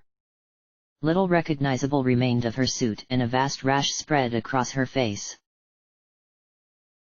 Hedwig remembered she could help, even if only a bit. She transformed, which she should have done earlier, since her armor took more time to corrode, and in the stifling space, her elbows pressed tight against her sides, swiveled as much as she could and pressed her heart-shaped staff to Clown Muffle's body. A pale pink light glowed around them as Clown Muffle's wounds slowly healed, then stopped healing and remained at an equilibrium of frayed skin as the saliva and the magic worked equally. How long did she dare keep this up? She had to consider her own energy reserves. She had used almost nothing during the fight on the boat, but if she kept up a constant ray of regeneration it'd drain fast. At the same time, whatever pains she experienced, this fragmentary Clown Muffle fared worse. Putting Hazel Crest and later Midlothian on the Palos escape train had broken a spell, or at least dropped an extra weight on a scale, and Hedwig started to act in a certain way mainly out of habit, or an idea that consistency held her together better than wayward pragmatism. How do you feel, Clown Muffle? Joliet is delivered. My salvation lies in Gatineau. Gatineau again. Was that all she thought, even as she was literally digested in the mouth of the god of all wraiths? A change occurred in the stream of water rushing over their heads. At first Hedwig couldn't be sure, but she thought the stream weakened. Maybe her ears got used to the constant churn of liquid. But after a few seconds it became certain that it really was weakening, thinning, trickling, and above them, outside the circular mouth, the white sky appeared. The Archon had hefted its head out of the water. Gravity shifted directions, and they slid downward a little along the crevice in the gums, stopping against the blunt edge of a human-sized fang. Pop! Hedwig heard the noise. It resounded in the cavernous maw, but her strained line of sight made it impossible to tell what originated it. She twisted around, ceasing her healing. The new orientation had caused the saliva to slosh away from them, and tried to look. She caught what created a second pop. It was one of the 10,000 eyeballs. It simply trembled a little, dislodged itself from the meaty socket, and shot into the row of fangs. A third eyeball followed, leaving another vacant black hole where it came from, but new eyes were already growing where the old ones came out. Like grown-up teeth, these were baby eyes or something. How did that book in her childhood go? Baby eyes just suck everything up. But the grown-up eyes discern the details. At least 2 of the eyeballs had landed nearby, and by landed she meant they had been gored on the rows and rows of teeth. Thick white fluid oozed from the grey, perfectly spherical eyeballs that, as she looked closer, were dully translucent. Hollow. And with a shadow curled inside. The eyeballs, impaled at their bases, began to crack, upward, splitting the jelly into jagged halves, and as the crack crawled to the apex the shadowy form inside began to stir. They weren't eyes. They were eggs. The jelly split and a flood of amniotic liquid cascaded from the forms of wraiths, imperfect slug-like abominations immediately given the breath of life as they slopped onto the fangs and disemboweled themselves, nonetheless doggedly determined to slither toward Hedwig and Clown Muffle, identical wicked grins on static-strewn faces. Oh crap, said Hedwig. More pops resounded throughout the throat, popcorn eyeball eggs. It decided it no longer likes us here. Clown Muffle casually extended an arm under Hedwig's armpit and fired on the larval wraiths with the handgun Hedwig enchanted for her eons ago. The pink metal slugs ripped the faces of the animated grey ones and grief cubes rained on them. But more eyeballs kept dislodging, more kept growing in their place, and Hedwig knew that handgun only had so much ammunition. Where was Palos? We can't stay, said Hedwig. Clown Muffle didn't bother with even a telepathic response.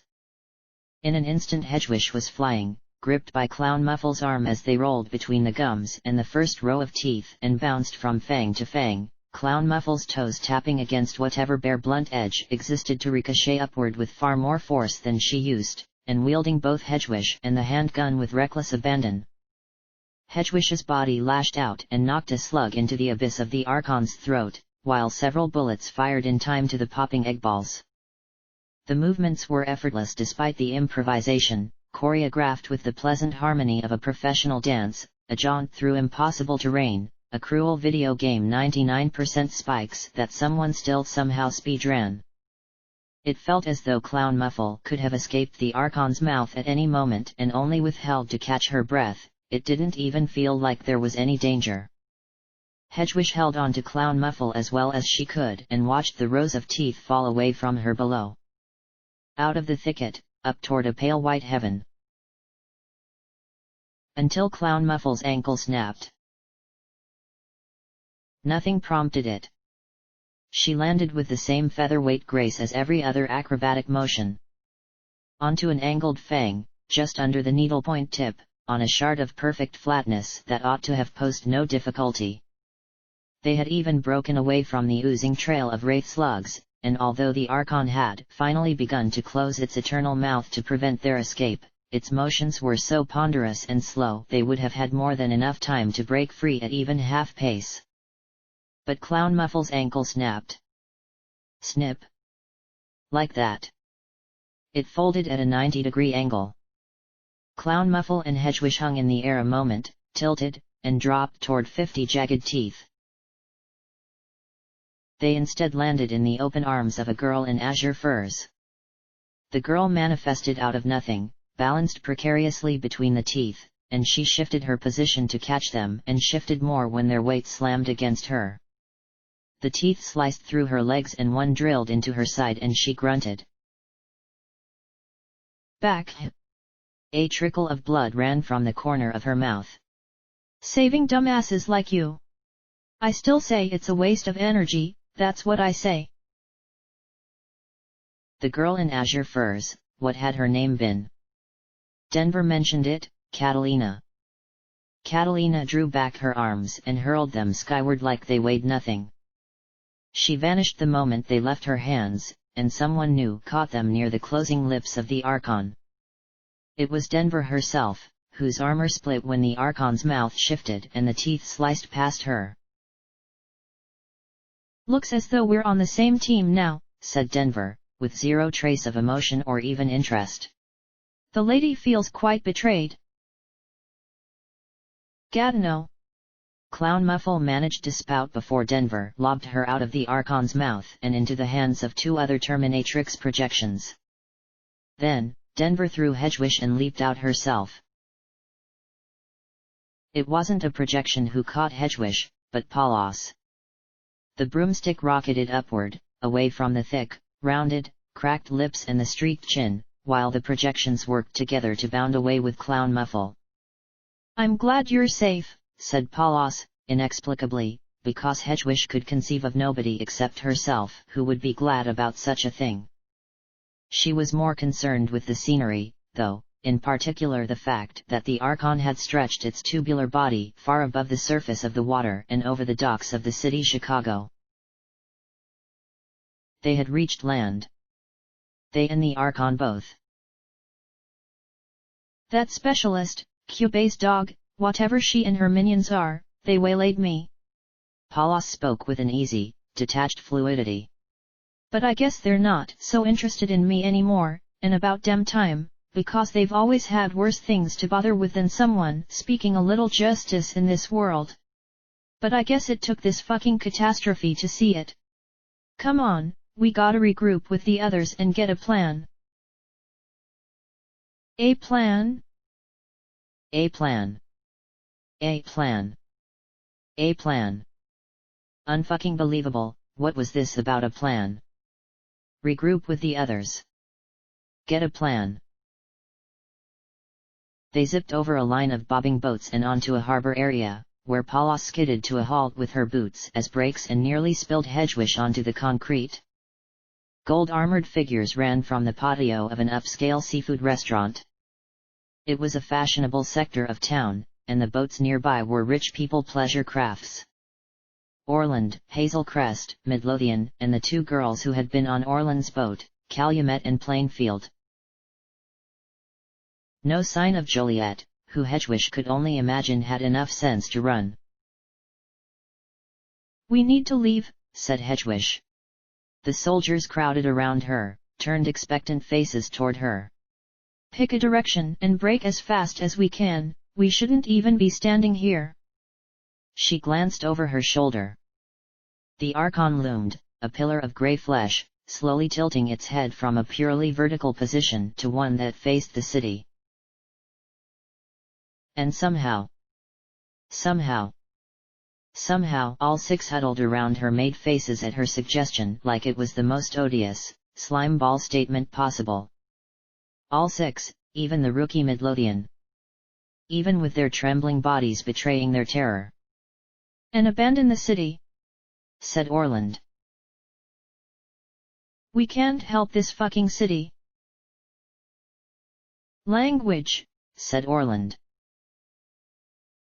"We can't help this fucking city. All we can do is die. There's no sense in that, no sense at all. We are the PMMM of the Empire of Chicago and its territorial holdings." Orland strode forth, a full head taller than Hedgewish, and with radiant red hair that made her stand out even more. "Actions of self-preservation were one thing when the battle was on the lake. Now that it's come to the populace, everything has changed." "You've changed." Hedgewish's voice became mocking. "A glitch, right? Right. My family lives here," said Calumet. Hedgewish threw up her hands. "Your family lives in goddamn Hoffman Estates, it's not even close. This city goes on forever, that thing won't even dent it. It will dent us." "The Terminatrix has become our ally," said Orland. "With her assistance, we can delay the Archon. Even if it proves futile, any time we buy for Centurion Cicero to arrive will save countless lives." "You're all nuts." Hedgewish didn't even see the Terminatrix or Clown Muffle anywhere. "Nuts? You're more insane than the Empress herself. You're pulling martyr cards here, how can you even have a shred of hope? Why would you even want it? Why hope? Stop hoping. Give up, realize the utter pointlessness of the situation. Flee. All of you, I order it. As your lieutenant, I order it." Orland clenched her teeth. "I'm sorry, Lieutenant. This is more than our duty as soldiers of the Empire. It's our duty as PMMM, as magical girls. We must fight." Face to dogged face nodded in agreement. How could they all be so foolishly courageous? To what end? After they fought so much and had so much luck to even make it this far? After Hazel Crest broke down on that dinghy, even her? Even Midlothian? "The chain of command has not broken," said emotionless desperation.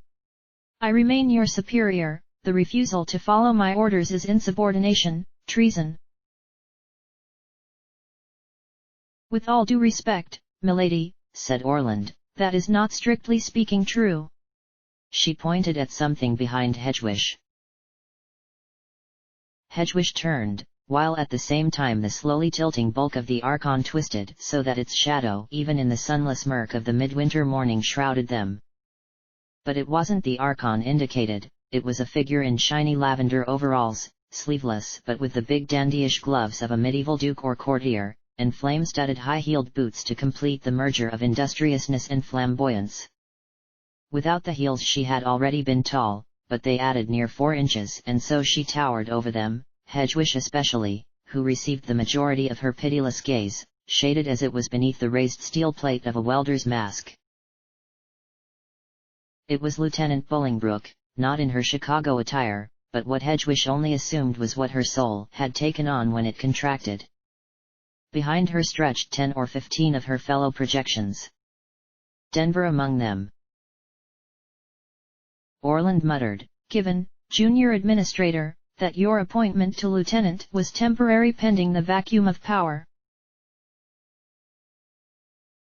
"Ladies," said Bolingbroke, "I won't stand for restless murmuring. Look there." Her princely glove shot upward at the turning face of the Archon. "That is our enemy. None will rest until it is obliterated. For the protection of this city and against the blasphemy that Behemoth exhorts against our God." "Your God created it," said Hedgewish.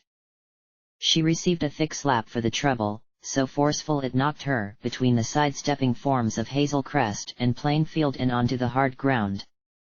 It made sense now why Orland had adopted such a sudden stringent militancy upon reaching land. Bolingbroke had always been the soul of Joliet's platoon, the imperial ideal of harsh taskmaster. She molded her subordinates well. "Junior Administrator, you are free to leave," said Bolingbroke. "The rest of you, assume combat positions."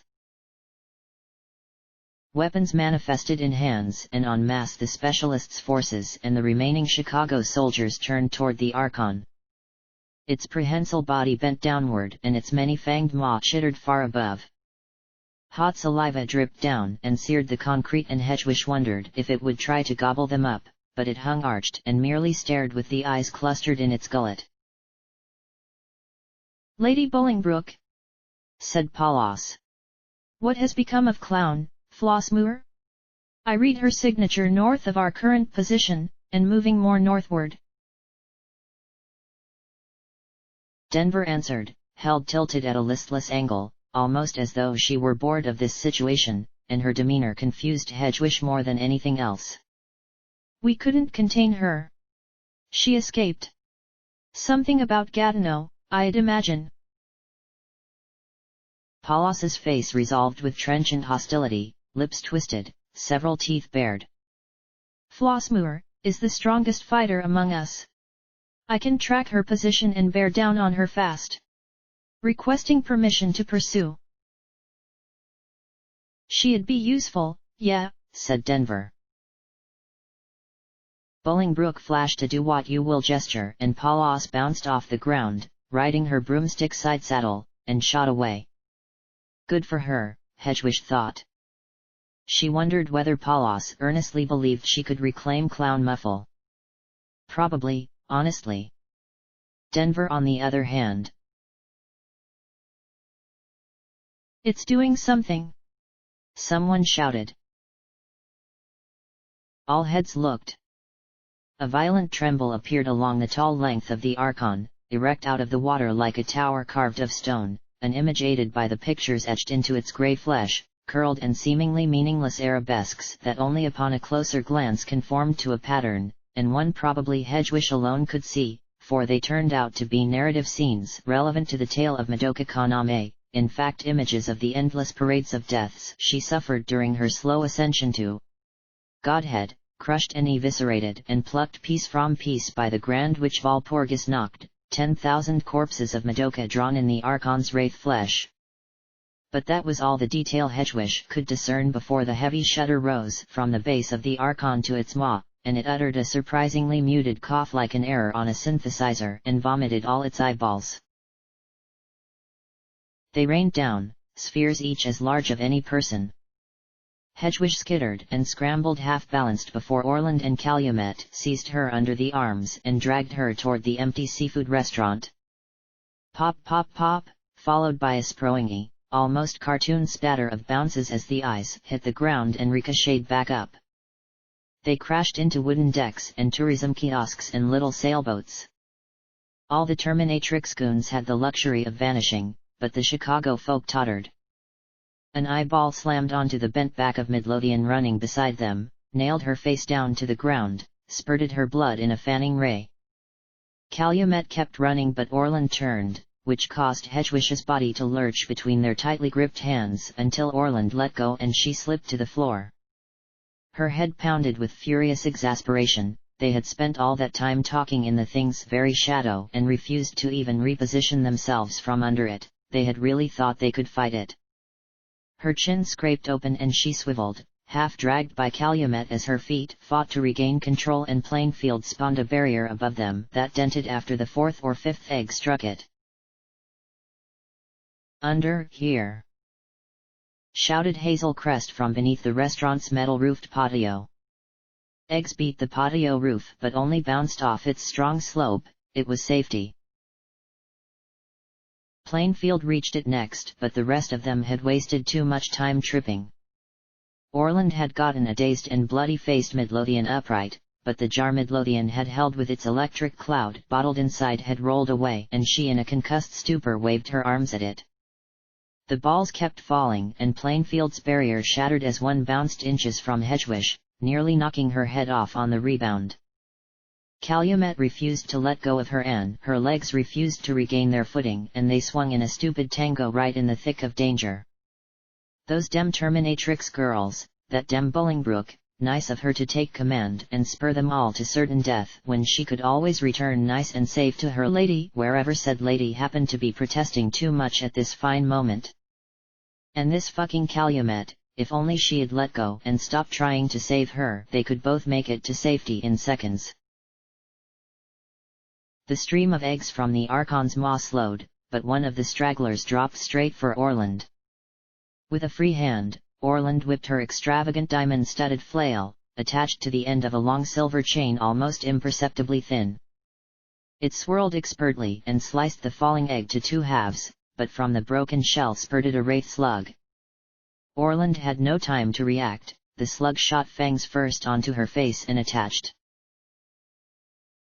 Other fallen eggs all around them split open and the squelching progeny tumbled out. Orland released Midlothian and rammed her fist into the thing on her face until it dented and then caved, but 50 more swarmed around them. Calumet cried out. Something was on her leg. Hazel Crest fired her bow as fast as she could to no effect. Midlothian stumbled toward her jar and uncorked it moments before a slug oozed onto her back. Something lunged at Hedgewish and she didn't dodge it so much as get conveniently dragged down by the falling Calumet at the perfect time. Plainfield rushed out from under cover to try and help them, and 3 slugs lying in wait pounced her at the same time and she fell to her knees, upper body a wriggling grey mass. This would be an awesome time for the Terminatrix's goons to reappear, or Palos to swoop in with Clown Muffle in tow, or anything, but it didn't happen. Hedgewish groped for the knife sheathed to her ankle, drew it, and plunged it into the slug that had chewed its way to Calumet's thigh. She had to stab it 6 rapid times for it to die, and when it did die, dispersing into cubes, it had left no leg at all, not a gnarled fleshy bone or anything, a simple absence of leg, blood gushing from a stump as Calumet screamed. Hedgewish tried to support her and turned to see Orland staggering upright, her face. Her red hair had fallen in front of it. No, it wasn't her hair, she simply had no face, only a bright red circle where it ought to be, blood streaming down her front as, totally blind, she whipped her flail in an arc ahead of her and obliterated 50 clustered slugs that had been streaming her way. Calumet screamed and pointed, and Hedgewish saw as the last bits of Plainfield were consumed by the 3 slugs latched onto her. They turned toward Hazel Crest. Orland stumbled blind, so Hedgewish called out to her, "This way." "Where's Midlothian?" said Orland. A flash of light drew Hedgewish's attention as a lightning bolt shot from the frowny face cloud that lived in Midlothian's jar and vaporized the wraith on her back. Midlothian had a massive bloody circle bitten between her shoulder blades, but it somehow looked the least damage of any of them. An arrow sailed into the last of the slugs approaching Hazel Crest, and with the massive swath Orland's attack destroyed, they had the slightest moment to act. Seizing Calumet under the arms, Hedgewish dragged her toward the restaurant and shouted to Orland and Midlothian, "This way! Run this way! Hurry, don't think, run!" "Did I hit her?" Orland said. "Did I hit Midlothian?" "No, she's fine, she's getting up now, hurry!" She passed under the patio awning and dropped Calumet near Hazel Crest. At that moment Hedgewish realized the slugs had not devoured all of Plainfield, part of her foot remained tilted on the ground, and she had to look away. The stumbling pair of Orland and Midlothian had barely made progress and the slugs were closing on them. Orland kept shouting for Midlothian. Midlothian seemed too dazed to think coherently. Hedgewish started shouting at Orland to shut up, but it was just a mess of shouting, Calumet shouting at her missing leg. Orland whirled again and swung her mace. She must have heard or sensed the slugs. But the mace traveled too high, she missed. She needed to turn and run, but instead she let the flail revolve high overhead and brought it down at a more severe angle. She hit some slugs, then swung again and hit a few more, unable to intuit the correct trajectory in her blindness, and while Midlothian limped toward the restaurant, Orland remained rooted to her position, despite the shouts of Hedgewish and everyone else, and Hedgewish knew Orland had decided she was not going to fumble around blind into a building when the best chance for her to do damage was in the wide open. "You all need to regroup," she said. "Orland," said Hedgewish. "Please." Midlothian stumbled under the patio awning, sobbing. "Get inside, you can better defend the position." Then 4 or 5 slugs lunged under the next swing of her flail. Hazel Crest shot down one, but the rest found their mark, and Hedgewish seized Calumet and turned away rather than watch. It was a kitsch seafood place, with tasteful pirate decor, old-timey maps across the walls, schooner steering wheels mounted between the shuttered windows. The round tables had chairs turned upside down atop them, and in the center of the room stood Denver. "You're here?" Hedgewish couldn't believe it. "I just arrived," said Denver. "The others figured it would be smarter to attack the big wraith directly rather than waste time with the offspring. So we were sacrifices. We didn't expect an attack like that." "You didn't expect anything. Some of us voted not to fight that thing at all. They figured you were our target and we should fight you. But the lady makes her decisions. Are you even Denver anymore?" "I'm Sage Reese." Hazel Crest returned from barricading the door, but Hedgewish doubted a barricade meant much. Windows lined every wall, the place was barely more defensible than the patio. And what defenses did they have? Calumet and Midlothian had sagged where Hedgewish dropped them, they were done. Hazel Crest only fired arrows. Did Denver, Sage Reese, or whatever the mannequin now called herself even intend to stay? Or dodge out when the danger appeared again? She wasn't the same person. Hedgewish had been deceived. Just an illusion created by the Terminatrix. Like Bolingbroke. Designed to deceive them into rushing to their deaths. Antagonists the whole time. "It's hopeless anyway," said Denver. "That wraith is far too strong for us, we're losing members fast, the attack is a formality. Once we've failed, the lady will spirit us away and things will resume. I think she only cares because she feels like the incubator betrayed her." "Those creatures are getting close," said Hazel Crest at the window.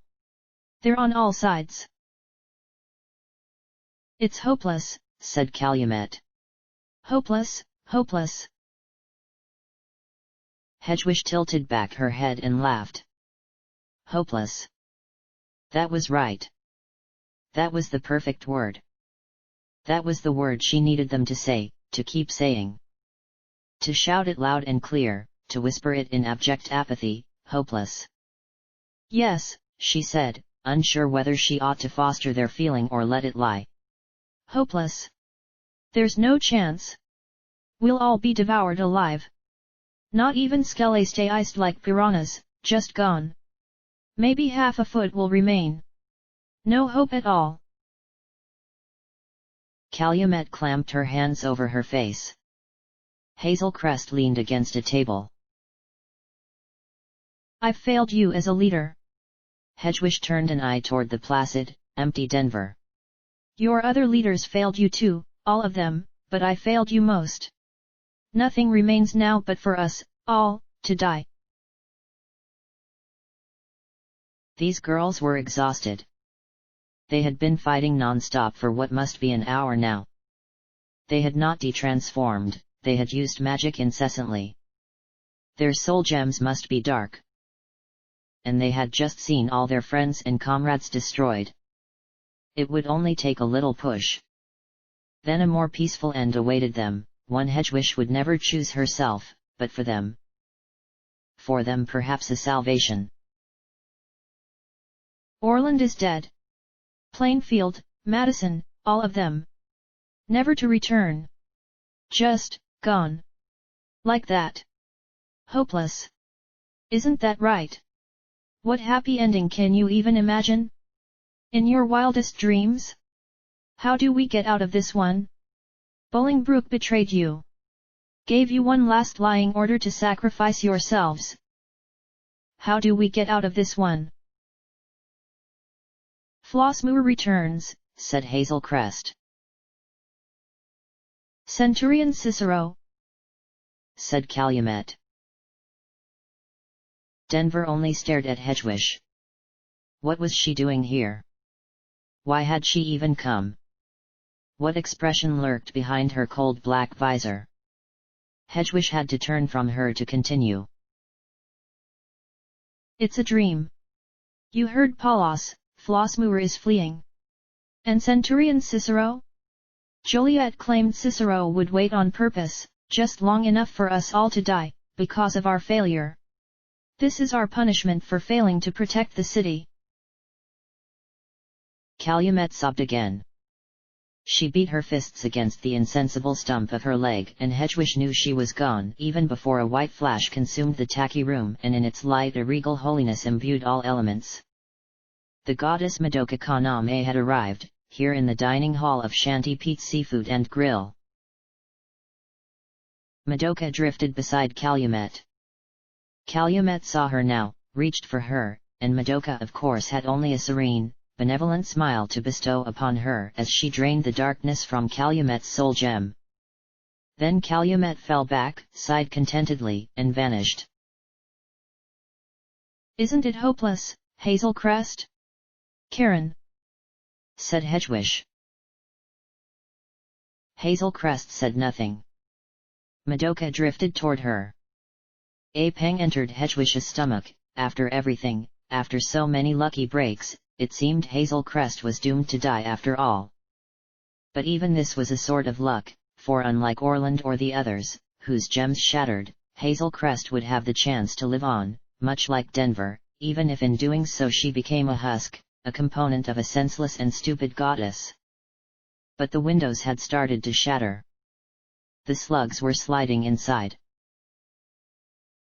Then Hedgewish noticed the goddess's eyes upon her. And the eyes did not look favorably. It took Hedgewish aback. She stumbled a step and said, "It's mercy. This is a better death. Even you would agree, right? It's your death after all, you're the one doing it. Right?" The harsh gaze remained, wordless, until Madoka reached Hazel Crest and the expression softened, the ceremony repeated, and Hazel Crest vanished. Then Madoka vanished. She had left only Midlothian, and Hedgewish wondered why until she realized Midlothian had fainted or passed out and hadn't even heard Hedgewish's plea for hopelessness. As the slugs streamed in, crawling over one another, jamming the windows with their layered bulk, Hedgewish dragged Midlothian to the center and waited with Denver. "So you're not going to lose hope yourself?" "No," said Hedgewish. She remembered the gaze in Madoka's eye. "I can sense that the other projections have been wiped out," said Denver. "The lady will recall me soon." "Denver." "Sage." "Please. That name never fit, if I'm honest. And Sage did. Denver actually laughed.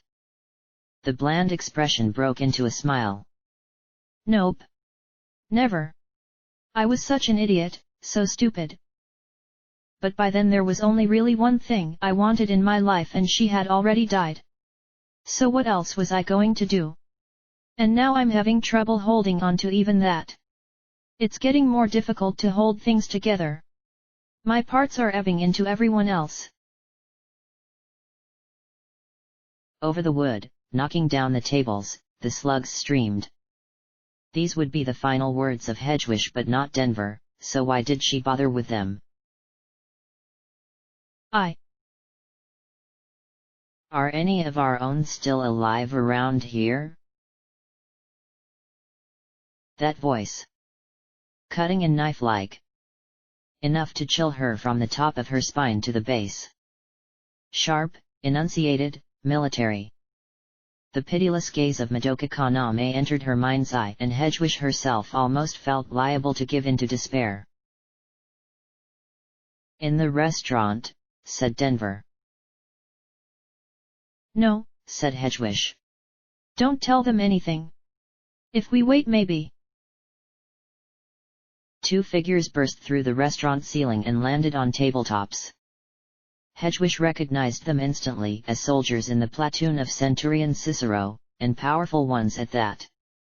One shredded through the slugs effortlessly with the aid of an oversized Final Fantasy-looking sword and the other provided support with a more modest ball and chain similar in function, if not aesthetic, to Orlan's flail.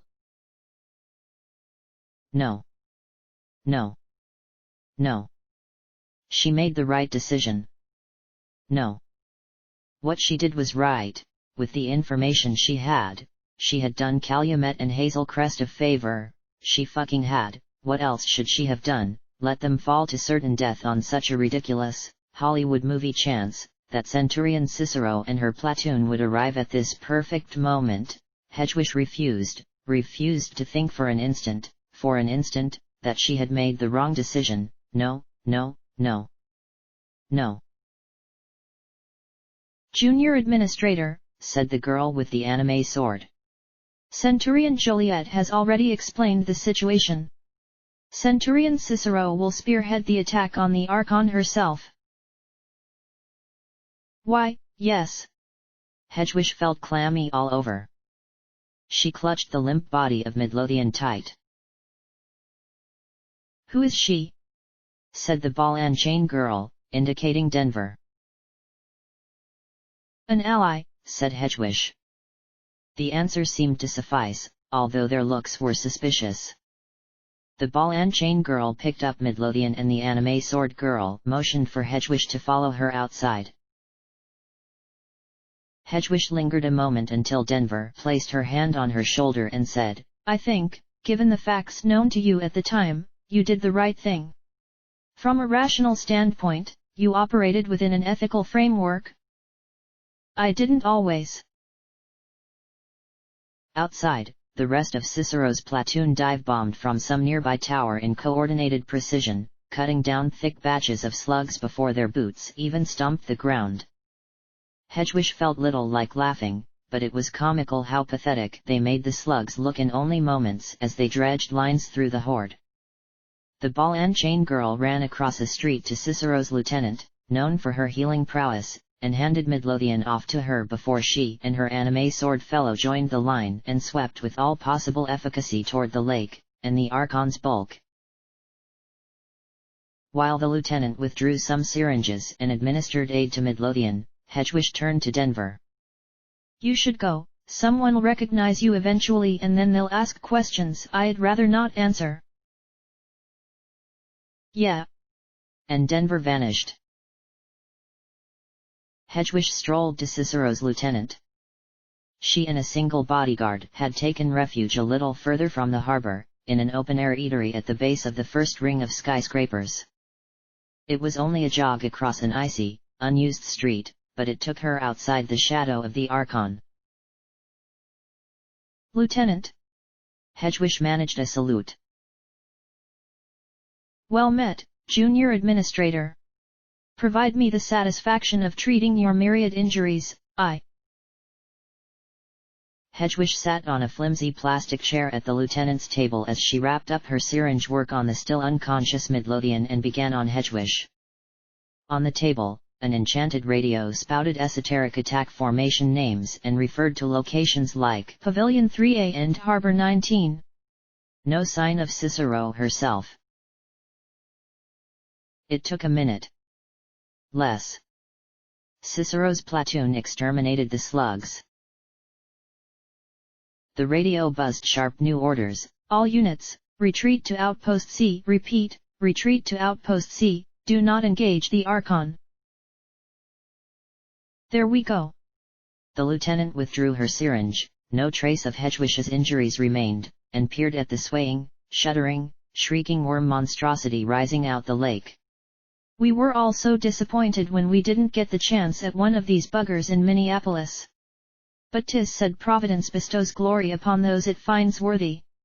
Fortune's wheel and whatnot, I. Hedwig sagged under this affected, antiquated inflection. It seemed like Outpost C was the position they now held, because the soldiers converged on them. Our orders, milady? They asked the lieutenant. Hold this position.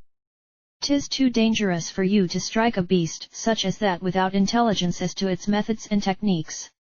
Her ladyship Centurion Cicero shall lead. Yes, milady, rang out a chorus, while Hedwig sank deeper into her chair, her posture made all the sloppier by the unreal rigidity of everyone else, who stood in perfect rows amid the tables. Only one person had the gall to question the order, and it was Anime Sword Girl from before. Hedwig knew all their names, she just had zero interest in scrounging them out of her memory. Anime Girl said, "It would be dishonorable to allow our commander to strike before us. There could be dangers even beyond her nigh godlike capability. Nay, is it not the one who strikes down such a foul and unearthly being that wins God's glory today? And should that glory not go to she among us most deserving of it? Here, she comes." The soldiers turned halfway to the right and threw up salutes timed to the millisecond. Even the lieutenant stood and saluted, and of course Hedwig would also have to salute one of such rank. If she didn't, she'd catch hell. She lurched upright, turned, saluted. Down the middle of the street westward, at the end of which they stood, an equestrian figure trotted. A brilliant, golden horse, composed of shifting plates of metal, devoid of any flesh yet somehow lifelike still. Oh fuck, these windbags were infecting her thoughts. It was a golden horse, and on it Centurion Cicero rode, her armor similar that of the rank and file, only modestly more ornate, and topped with a long turquoise plume at the crest of helmet.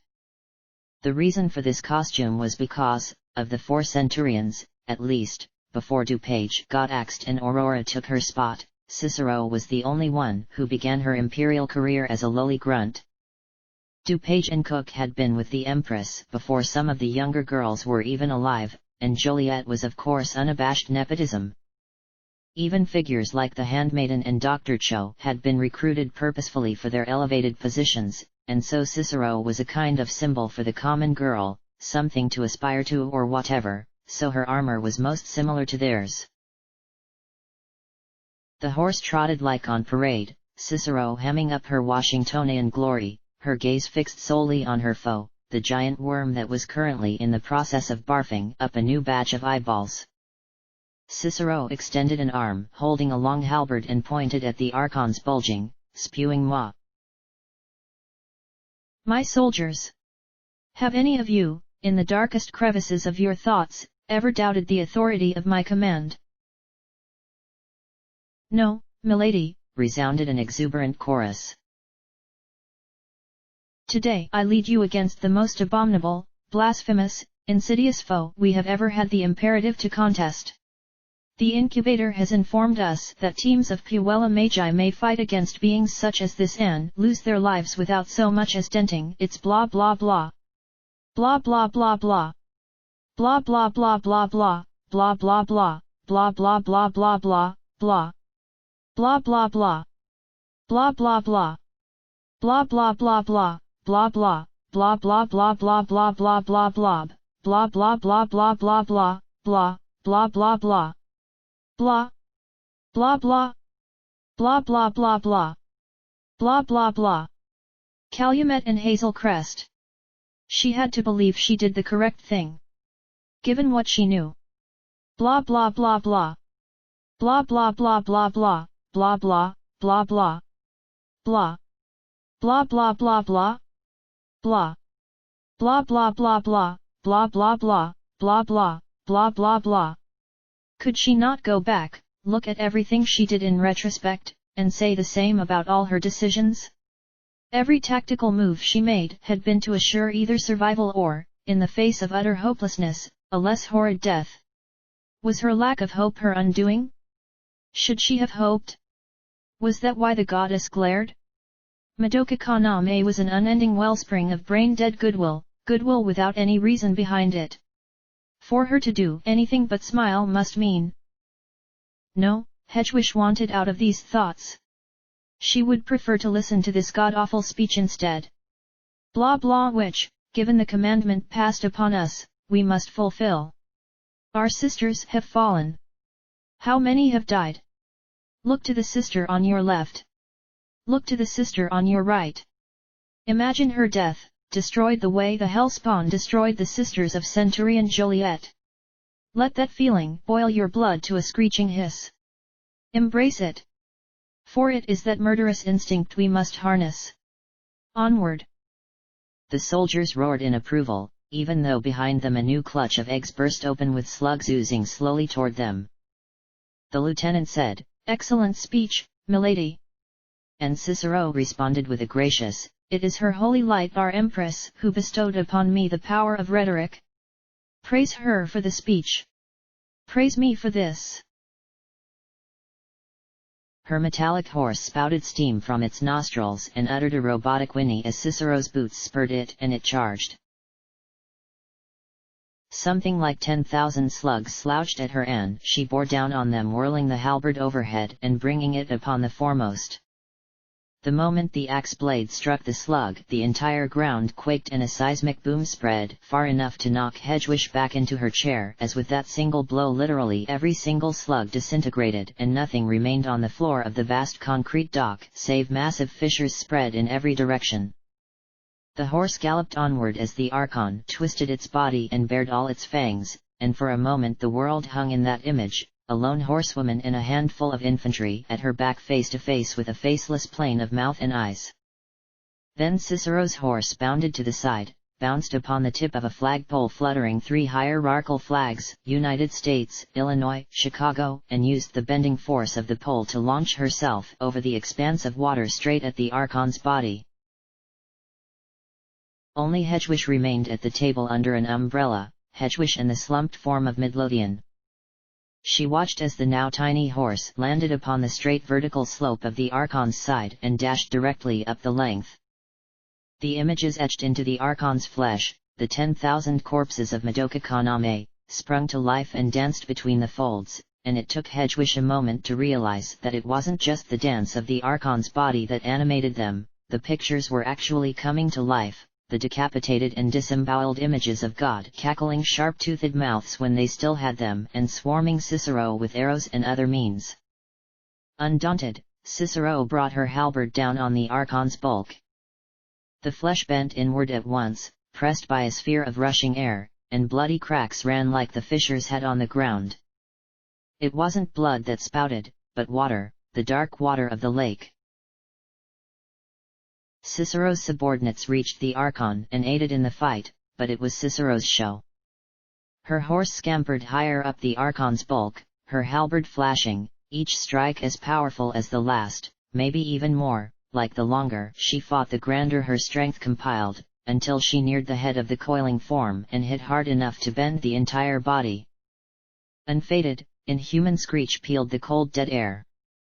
A gust tore the umbrella from Hedgewish's table and upset chairs. Midlothian's body tilted out of her seat and flopped against the ground. The fangs began to shoot out, fired from the Archon's mouth, whizzing missiles that cut in every direction. More blood, lake water, poured from the holes in its gums, its eyeballs began to crack while still in the throat. Hit and hit and hit and hit and hit. Power and more power still. That was Centurion Cicero, that was one of the young girls who liked to play general, and maybe unlike some others she actually had become one. No cynicism. For a brief moment when the fight began, Hedwig wondered how ridiculous it would be if, for all her bluster, Cicero wound up dying in one hit.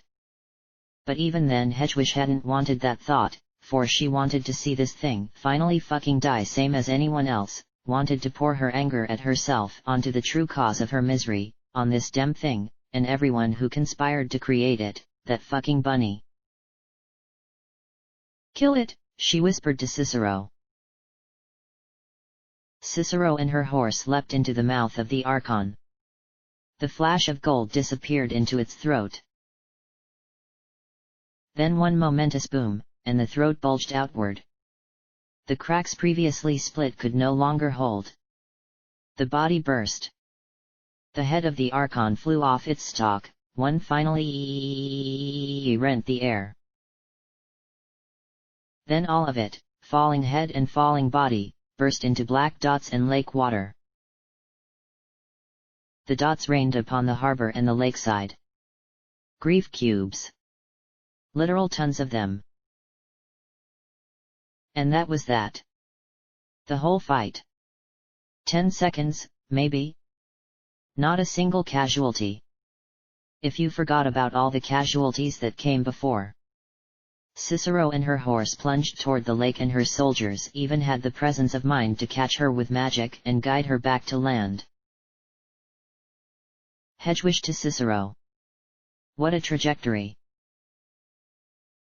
She picked up a chair and sat in a daze through the measured celebrations of Cicero's platoon, the merits heaped upon its leader, joyous but not wild. These were disciplined women of war after all. And after a few seconds everyone quieted at the exact same instant, and Cicero said, her voice authoritative enough to carry. Collect the cubes, keep an eye out for anyone who might intend to steal them. Contact Addison and ask her the status of her mission. And interrogate the junior administrator whether there are any more survivors in need of assistance. Those were her orders, and they were obeyed. Someone ran up to Hedwig, and Hedwig cut her off to say, no others. Everyone else is dead. But after she said it she remembered Paulus and Clown Muffle. Well, Clown Muffle was probably not coming back.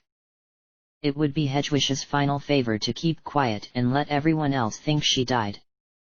Paulus might muck that up, but then again, maybe Paulus wouldn't return either. She was considering how ambiguously she should refer to Clown Muffle and the invariable deluge of reports they'd make her write when a new commotion arose. Addison, Addison, they kept saying. Addison was a veteran member of Cicero's platoon. What was her power? She had a sniper rifle, not as impressive as the younger Seattle's, and she could read minds. With limitations, of course, or else the whole empire would have gone to hell already. Addison was approaching from the north end of the dock.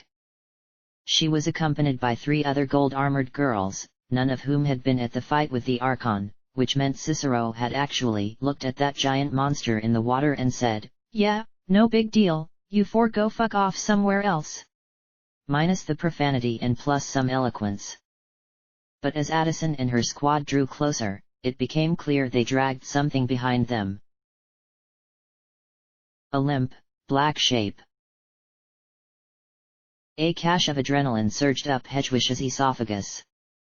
It propelled her forward, first at a jog, then a run, bounding over the fissures, skittering across the grief cubes, weaving between the gleaners. What is that? She said. Even as she drew closer, it could only be described as a black shape. It lacked distinguishable features or even much of a form, its edges shifting as the 4 girls tugged its indeterminate corners, lugging it toward an untransformed Cicero conversing with her lieutenant. What is that? Hedwig skidded in front of them. An enemy of the Empire. We caught her attempting to flee into the city. The shape stirred and one of the girls kicked it. It was like bat wings. A creature composed only of bat wings, the wings without the bat. It looked like nothing, it looked like spilled paint. Cicero dismissed her lieutenant and surveyed the harbor area. Despite the end of the conflict, she did not ease her demeanor. She seemed somehow more anxious now than during her speech, and her eyes darted from place to place. She did not face Addison, but said, "Report."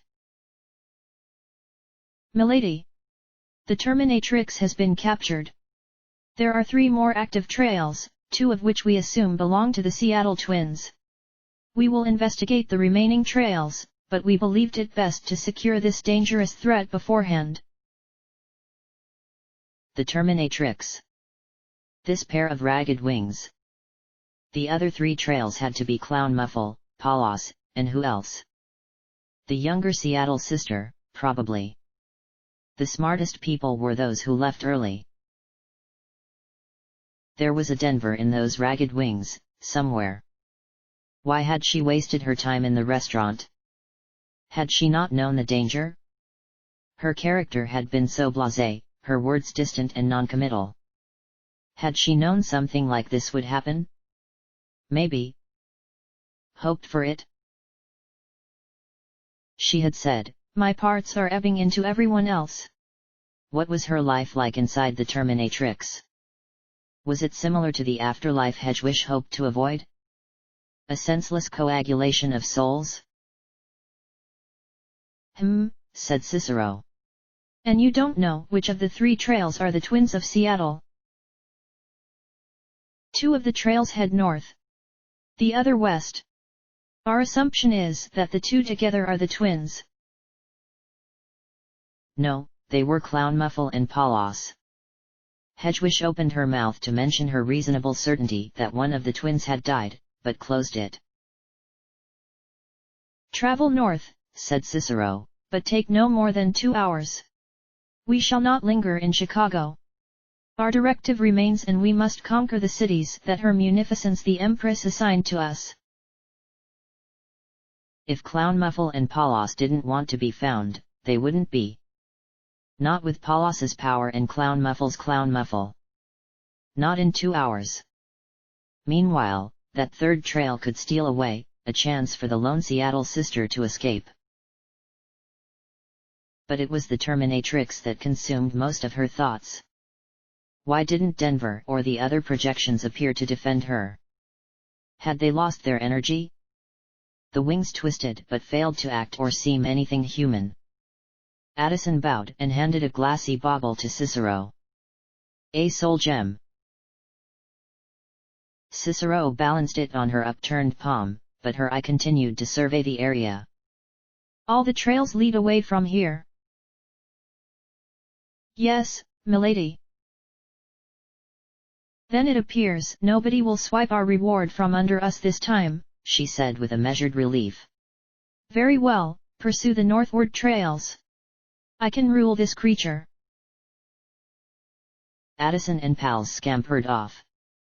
They left the bat wings draped on the ground to fidget and twitch.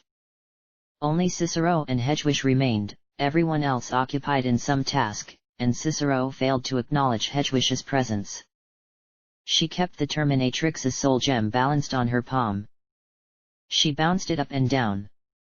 Hedwig watched her fingers. Waited for them to brace and then clench. To crush the gem without warning. But Cicero only bounced it, bounce bounce bounce.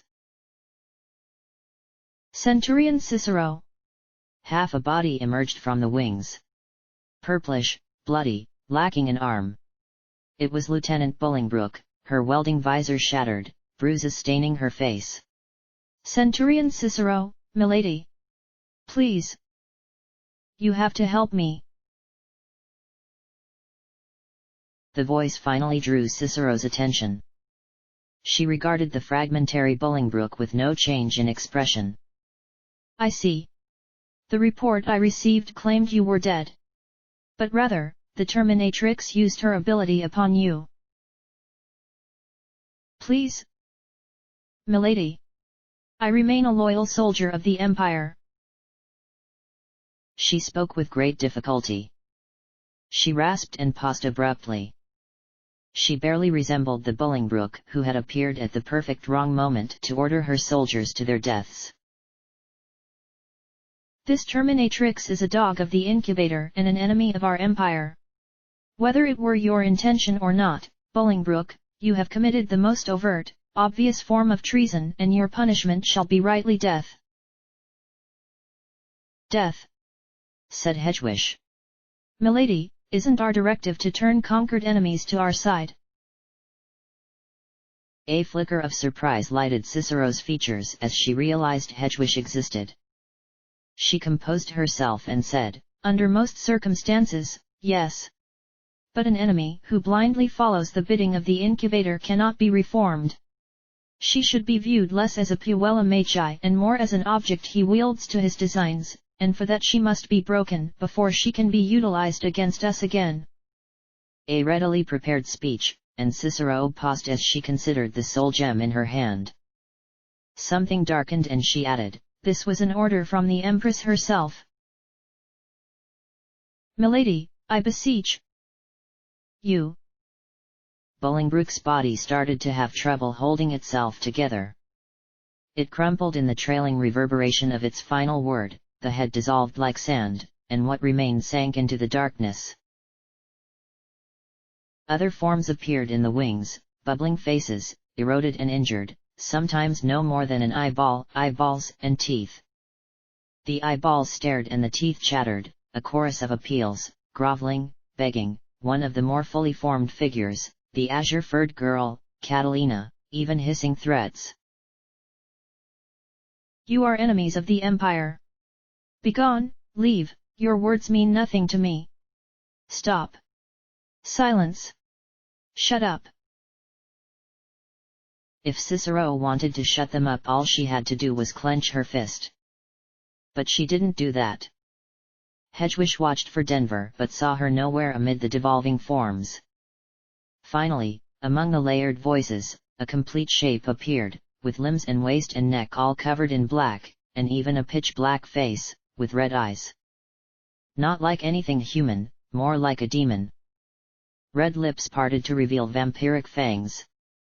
It was the Terminatrix herself. Even she tried to plead for clemency, but her voice was lost, halting, quieter than the decayed faces around her, and Hedgewish wondered how long she had had all these voices in her head, how much it must have driven her mad. It stirred something in Cicero too, because she became angry, dropped the gem to the floor, and transformed. She pointed the butt of her halberd at it and was about to slam when Hedgewish said, "Wait." Cicero, unbelievably, waited. The voices went silent at once. Cicero's head craned toward Hedgewish and an expression of pure hatred burned into her. "I have informed you, Junior Administrator, that the punishment for this conspirator and her ilk is death. I will not brook further interruption." "No, no. Milady. Not that. Not that. It's just. If you kill her that way, it could have deleterious consequences. There are mechanisms in this world unknown to most. But I have a particular knowledge. I can't go into detail, it's classified." "You lack eloquence," said Cicero. "Give the gem to me. I can dispose of it properly." Without deliberation, Cicero swept her boot sole and the gem skittered to Hedgewish's foot. She stooped, picked it up, her fingers fumbling to pry it from the perfectly straight concrete beneath, cracking her nail. She held it in her palm like how Cicero had and inspected it. Violently dark, almost to the point of blackness. It must take immense energy to sustain so many magical girls, and they had almost all taken tremendous damage during the fight. it would not need much. Help us, said a tiny voice in the wings. Save us. Hedgewish. They knew her name. Hedgewish, Hedgewish, Lila. Lila. They knew her name. Go on, dispose of it, said Cicero. Hedgewish retrieved her own soul gem and placed it on her other palm. Her gem had darkened considerably, but not to the degree of irrevocable danger. She sighed, breathed in, held the breath. She could not look at the faces in the wings, all of which stared at her, bubbling, bubbling, bubbling. Eyeballs and teeth. This time, even that stupid goddess must agree. From every logical and ethical angle, this was the right decision. You're making the right decision, said a voice in her head. Denver's voice. Sage Reese's voice. The sound startled her and she looked at the wings again, but Denver was not there, had never surfaced, had remained below in the murk. Go on, it's okay. I don't want to watch this to the end anymore.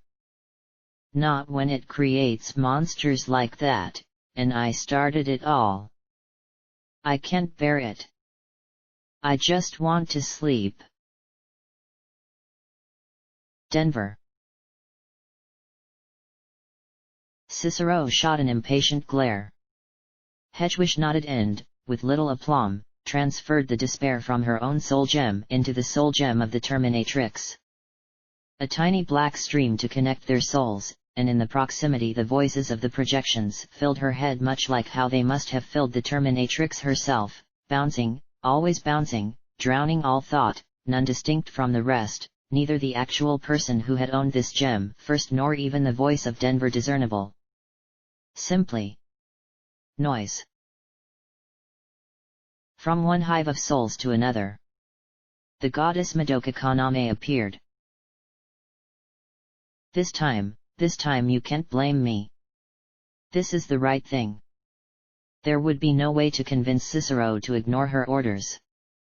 And fighting Cicero would be absurd. This is the only way.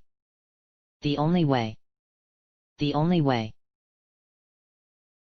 Hedgewish began to sob. Madoka said, It's okay. It's okay. And it was okay. End of chapter. Chapter end.